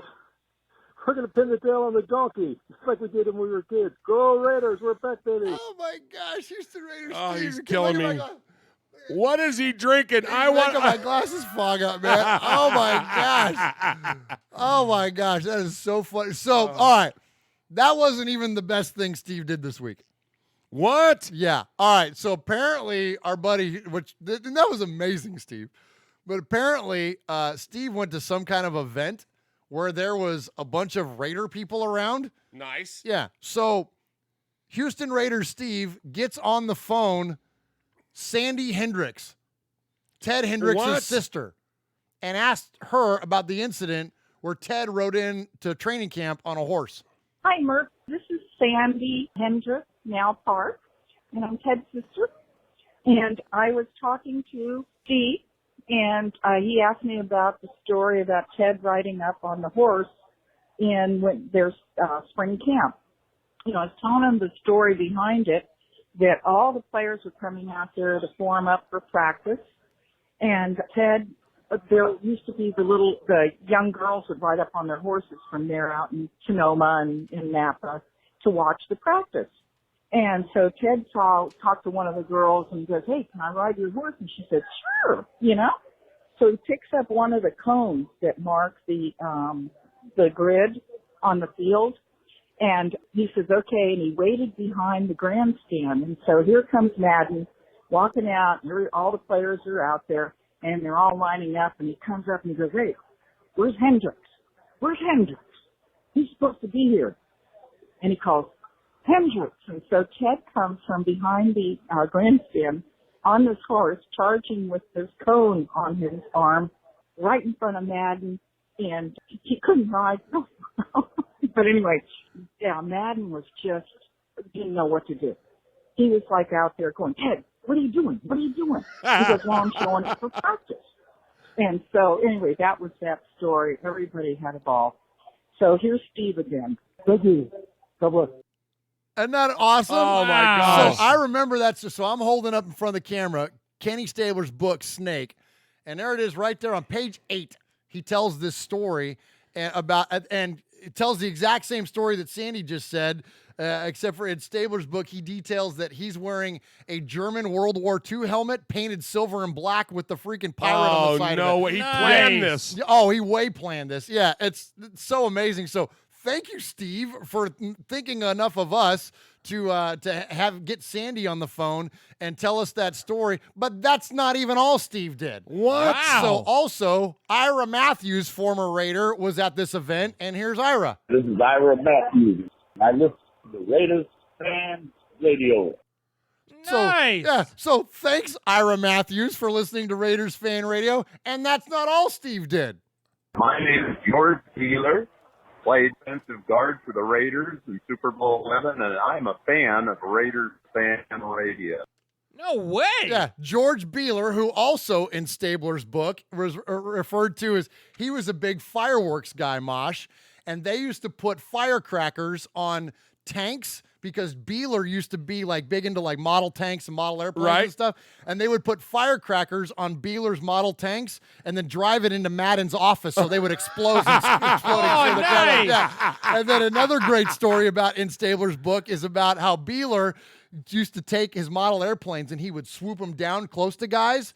And at one point, Casper picks up a big rock and, like King Kong, smashes the plane. So it crashes in the ground. But, like, these are freaking Raider legends, man. That, like, Steve is, like, I don't know where you were at, Steve, but thank you. Like, that's amazing. That is so freaking cool, right? Clip those out. I want to play them. Oh, absolutely. Yeah, we'll definitely. And I'll get you some cool sound effects or something. We'll put behind that. But yeah, that's awesome. Thank you for the story, Sandy Hendricks. That is amazing. Thank you, George Beeler. Thank you, Ira Matthews. And of course, the Dead Ski Scrolls, Steve, Houston Raiders, Steve. Thank you so much, man. If that don't earn you a sizzler, then stepping it up, bro. Leader in the clubhouse for sure. So anyways, all right, let's go next to our buddy Alex in Tucson. Uncle Mosh, Murph, Raider Nation. This is Alex from Tucson, Arizona. Man, morning after the game, Tuesday morning, and man, last night was a great relief for me. I'm happy that the Raiders came to play Monday Night Football against the Denver Broncos. Man, what can I say? I'm just so happy, and all I can say is, one thing that heals everything is winning. And there's a lot of Raider Nation that feel, hateful towards Antonio Brown and that whole situation. In the past week, it's been crazy. But winning can make you feel better. Winning can make you forget about all those things. So everybody enjoy this win. Let's not get too high at the same time. We have the Kansas City Chiefs. It's going to be a tough game. Let's stay humble. Let's be prideful. Let's stay poised and go Raiders. Love you guys. Have a good day. Bye. All right, there we go. Thank you, Alex in Tucson. Appreciate the call from out there in Arizona, my friend. And all right, next up, we got to get moving here. Let's get to our buddy Greg in Tennessee. Hey, Murph, Mosh. Caller Greg from Tennessee here. Hey, I got a Raider Fan Radio Fantasy Football League update. Oh, hey, remember this? Nice. Yeah, so we all are you're in the league, Jeff. Yeah. And I'm in the league, and I'm the only true Raider fan because I'm the only one with Raiders. All Raiders. And you picked who? I picked he who must not be named, and now he is a free agent. There you go. So not only did the Raiders drop him, but Team Swaggy J dropped him as well. For you, after week one, the top team scorer with 156.6 points was Knock on Wood Nerd, which is Kevin, led by Dak, Amari Cooper, Kamara, and the Minnesota defense. Swaggy J says Antonio Brown is up for trade. There you go. If anyone's interested. Murph, your all Raider team, Royale with Cheese, scored 77.56 points for the week. And the top player scorer of the week was Christian McCaffrey. That's Gruden's Grinders team owner Joe with 38.9 points. Anyway, that's a quick Raider Fan Radio Fantasy League update. Over. Thank you, Greg. I love how he always calls himself Caller Greg. Caller Greg in Tennessee. Yeah, Caller Greg in Tennessee. Yeah, because we wouldn't know who he is. No, yeah. No, who is that guy? Well, the fact that he's my son-in-law has something to do with it. But it's been a fun idea, man. It's been really fun. A lot of the made guys are in that league, and so it's been cool. So I appreciate Greg you putting that together. And so AB's on the block. The All Raider team is struggling, and that was Mojo, I think, is who has Christian McCaffrey. Yes. So congrats to him on on that. Yes, sir. Isn't Greg? Haven't we forgot to give him his made man status? Oh yeah. You know what? Oh no. Let's get it next week. We'll get it next week. Yeah, we're we'll running get it short next on time. All right. We'll be All right. Next up, we're gonna hear from our buddy Big Raider Trucker. Oh, yeah. What's going on? The man, the myth, the legend, is the Big Raider Trucker checking in. Getting ready to board my flight right now. Excuse me. Pretty good game. My voice is gone. Hell of a time. But you know what? The one thing I was kind of disappointed in is they didn't put enough emphasis on this being the last game against Denver. Really wish they would have done a little bit more, paid a little bit more attention to that. But hey, what can we do? My voice is gone. I can't lie. I'm hungover. Probably still drunk. All right, guys, I'm boarding the flight. All right, talk to you guys soon. Bye.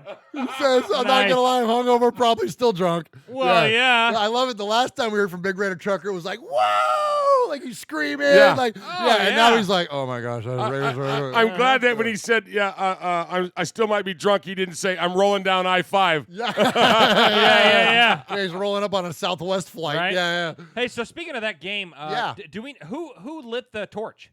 Do we know? Oh my gosh, shame on me. I didn't see it. I didn't see, and I've been wondering. You know who will know? The chat will. Who lit the torch, guys? Ron Crossbones is in there. Dave is in there. Sugar Shane is in there. Running Bear is in there. Got to Weld is in there. Irish Raider is in there. Let us know. Coach Davis, the Big Easy. A whole bunch of people are in there. Let us know who lit the torch because, shame on me. I missed it. I kind of flipped over after the game because I was watching the Saints game. Right. And then I flipped over and if they even showed it because the way that the games overlapped. So I don't even know if it might not have been televised. So at least not in our. Oh, there we go. Trucker says Kennedy. Lincoln Kennedy. There you go. Nice. Thank you very much, Emiliano. Speaking of Big Raider Trucker, we hope you're feeling better. Yeah. He was in the chat saying he was still a little hungover. Oh, okay. Yeah. Well, then you know you had a fun time there at the Oakland Coliseum. All right. Next up, we're going to hear from our buddy Eye Patch. Murph, Mosh, Swag Jeff, if you're still there, I don't know if this preseason scared you away back into that powder blue uniform that you used to follow. But anyway, iPatch here just calling in with a couple things. First of all, I just want to get this off my chest about AB. Thank God that is over with. To me, he's gone. Good riddance. Screw him and the balloon he flew in on. AB to me, those initials are ass boil. That's what they stand for, ass boil. Because all he was since he got here was a pain right in the ass. So good riddance. He's gone. I'll never mention him again. I'm just done with him. I thank God the organization is done with him. It was like a cancer that we cut out, and now this team is going to heal. It's going to be better. It's going to be stronger. And, victory last night was paramount, I thought, in healing this nation again, getting us all back together, because there were so many, it was dividing us, people were for him, people were against him, people were for Mayock, people were against Mayock. It's like, good riddance, goodbye, he's done. The game last night, I thought the offensive line was the star of the game. I mean, Carr didn't get touched, he didn't get sacked, didn't get hit. I would have liked to have seen a little more out of Renfro. He only had 1 or 2 catches, I think, but overall, I mean, Jacobs is a stud. Carr looked phenomenal. They just look well balanced with the run and the pass. Defensively, the defensive line stood out. They had 3 sacks. Should have been 4. One was nullified because of an Abram penalty, which I don't even know what he did. It didn't seem like he touched the guy. He got another penalty later in the game, 15-yarder for a helmet hit or something. It doesn't look that bad either. But I'll take those 15-yarders from Abram. I don't want that guy to change. If he could put the fear in God in receivers, God bless him. I'll take a 15-yard penalty once in a while. Amen, dude. No problem with that at all. Vontez Perfect, man, what a guy in the middle to have. I mean, he's just directing traffic out there. He's setting everybody up perfectly. It was great. And Carl Joseph, man, that dude, let me tell you something. He really shined last night. The way he was coming in and stopping some of them runs, just stuffing anything that was coming up the middle, he played outstanding. You know, I hope Worley comes back because we saw a Trayvon Mullen welcome to the NFL with 4 years of no touchdowns in college, and boom, one game, one quarter with the in the pros, and he gave up one. It's not all his fault. He got thrown into the fire, but overall, it was a great victory for the city. It was a great victory for the nation. It was a great victory, I thought, for Gruden, for Mayock, the whole situation, man. It brought everybody back together. And, you know, we got next week, we're going to have a handful with the Chiefs. But, you know, it was a great, great way to start. Google Voice has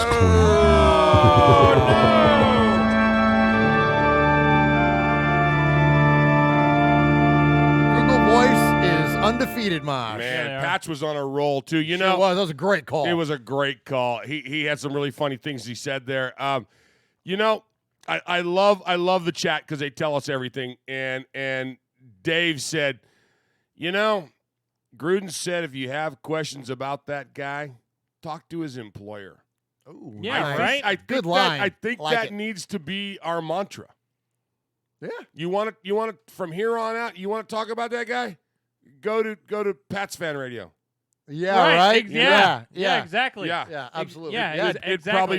It probably doesn't exist. They don't have that. Yeah. So listening to the post game, I listened to Carr's full post game and Gruden's, and they both addressed it one time. They obviously they were What'd they asked. say? They were asked at the top, and they both kind of gave their opinion, and it was real. It was very well, very well done. Didn't Carr, like, on the field for the sideline reporter, like, they come out right after the game's over. Didn't he, like, jump on it right then too? Oh, I don't know about that. I think he did, but yeah. But good. anyway, sorry. Go ahead. Good. No, it's okay. So he. What? So I don't know what Mosh is laughing at. But yeah, so no, he addressed it at the top because obviously the first question that everybody asked everybody was, well, what about AB? What about AB? And they both addressed it. I mean, hey, wish him, hope he finds what he's looking for, all this stuff. It was very well done. So no, it kudos was to good them, stuff. man. Absolutely. Yeah, they held very classy. Yes, absolutely. But they said, hey, we're going to talk about it one time. So listen up, and now we're going to move on. And now we're done. Yep. Don't ask me again. Done it. I was laughing at Running Bear says, hey, it's not Eye Patch's fault. He just couldn't see Google Voice coming up behind him with that one good eye.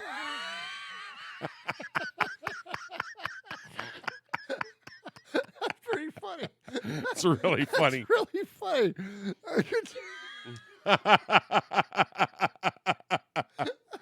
Oh my gosh, we have laughed so much tonight, man. This has been. Look at Swaggo's broke over there. My God, you broke Swag. Oh my God, this has been one of the funniest shows. You guys rule, man. Yeah, man. All right, we got one more to get to. And I guess the one guy that didn't like us, it wasn't me this time. It must have been that San Francisco fan that was in here earlier. Oh, somebody thumb us down? Yeah. And yeah. It's usually me, but yeah. Well, whoever gave us the thumbs down, we got one up for you. All right, so I won't tell you which one. All right. Next up, we're gonna hear from. We think it's Sir Raider. What's up, boys? Long time listener, first time caller, Sir Raider. Yeah. Hey, man, I'm just so pumped, man. I've been so tired for so many years. So many people talking so much. I know. Excuse my language, but that's what it's been. And I'm so glad to see Carr take command with Coach Gruden at hand. With them calling the plays like that, man, it was masterful from the first quarter. So about midway second quarter, I think they kind of bogged out. It would be nice to see if Carr could repeat that first and a half quarter throughout the whole game and remain consistent. But I'll tell you what, boys, nice to see Jacobs running like that. Dang, he runs downhill, doesn't he? I'm saying he takes people out. They don't take him out. He takes people out. The same with Abram. It's Abram, right? Man, that boy's something else. He's so bad that he even took out Conley. And my thoughts and prayers, right, are with Conley. I hope he's doing okay, man. But in that being said, I liked how Homie stepped up in his place, right? I like to see a long, lengthy cornerback out there. So I know they were trying to target him and stuff like that, Mullen. But I like how he stepped up as a youngster. Gosh darn it, it was nice to see that defense. Come on. Hey, knock on wood if you feel me, Yeah. right? Goodness gracious, I love it, man. We've been the worst defense in a long time, and I tell you what, we're turning it around. This is a new commitment to excellence, man, and I love it. And I love every step of it. So let's go. I've been there every single step of it, just like you guys. So I feel you guys. They've been talking for, a long time. They've been talking that stuff now. So I love it, being part of that new regime, boys. Love your show. You guys are awesome. I feel like we're all part of the same team. And through the off season, it's been nice. You know, you guys kept me alive with that Raider Nation spirit and passion. All right, Sir Raider signing out. Have a great one, guys. Go Raiders!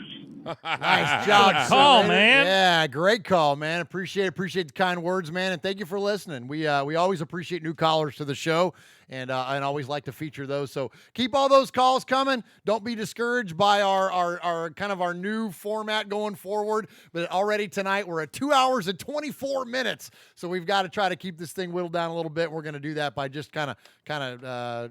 I don't know. We had to go long, man, to celebrate the first victory. That's it. How It's a could we not? It's How could Victory we not? Wednesday, right? You know, Yeah. when we win the Super Bowl, it's going to be a 9-hour show. Oh, yeah. Easily. Oh, yeah. Yeah, I'm calling it sick.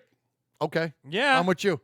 Yeah, I'm with you. All right, so great job tonight. So, Mosh, we always we award a Sizzler every week. The hottest call, the hottest email. So What do you got? What a group. RBK started off with his rant about AB and then, you know, talked about being a made man. Mojo nailed the whole thing on AB, you know, about his mentality and the unstableness, and he's possibly is disturbed. And of course, Jack in PA, I needed to talk him off the ledge. I hope it worked, Jack. Yeah. Coach Davis got his made man status. Talked about his family, how the whole group is there. They're all one. And I loved his line. I love what Coach Davis said. Do you choose to be with a team that's at the end of their dynasty because you're afraid to be with the team that's starting a new one? That was so strong. Chuck Down Raider, congrats to Das. You know, Historian Raider, man. Historian Raider, the sound bites, Sandy Hendricks, and your song, let me ride that donkey, let me ride that donkey. Oh, man. I was having flashbacks. I almost danced. Alex in Tucson. I love it. Shook your jelly on request there. Oh, I could have done it again. Alex in Tucson. Yeah, I love how he was talking about the morning after and he brought up how winning heals all. Ain't it the truth? Yeah, ain't it sure the does. truth? Greg in Absolutely. Tennessee, Made Man Greg, who we'll catch on the next one. We'll get you, Greg. Of course, gave us a fantasy update. And Big Raider Trucker hung over, hauling ass down Highway 5, still a little bit drunk. Eye patch never saw Google coming because he wears an eye patch. And Sir Raider, out of his one good eye. Sir Raider, kudos to Carr and Jacobs and the rest of the team. Man, it was a heck of a night. But it's goes without a doubt. The Sizzler Award goes to, ready? Dead Sea Scrolls Steve, Nice. Historian Steve, Houston Steve, the Sizzler. man of many names. Sizzler. Great Sizzler. job. Sizzler. Oh, my gosh. You guys crack me up tonight, man. We've had so much dang fun in here. And, Mosh, look, we don't do self-sizzlers, but, you know, your Autumn Storm on the Chiefs, because the guys have and gals have called that out in the chat tonight. It's the Autumn Storm, and I'm gonna pull that out and separate. I've already said that. That was top notch. Thank you. Mosh. That was amazing. That was amazing. All right, so thank you for sticking with us through this marathon episode. Wait. I got wait. You got it. Why you gotta do We are that? Metallica, and we are here for your Oakland Raiders! You know why we out here, and we ain't playing around today. From The Walking Dead to errant Jedi Knights, Raiders fans are a rogues gallery. So, here it comes. So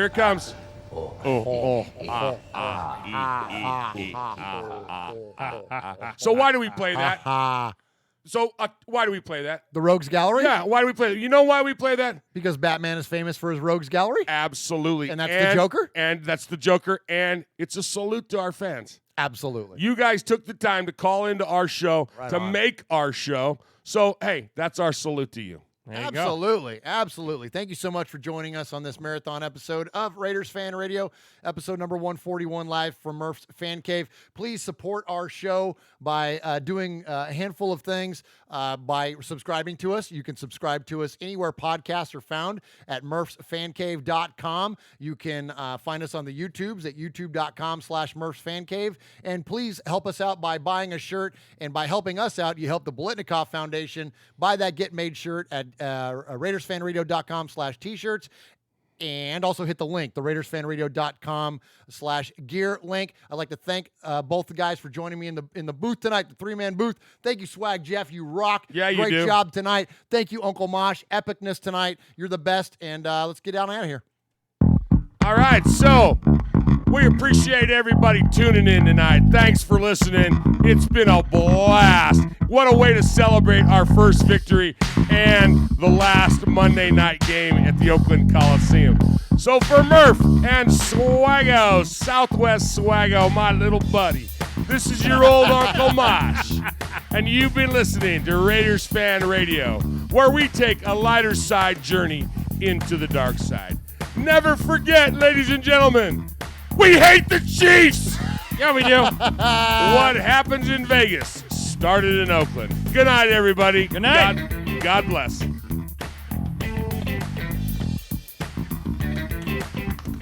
job, guys. Good job. Good night, chat room.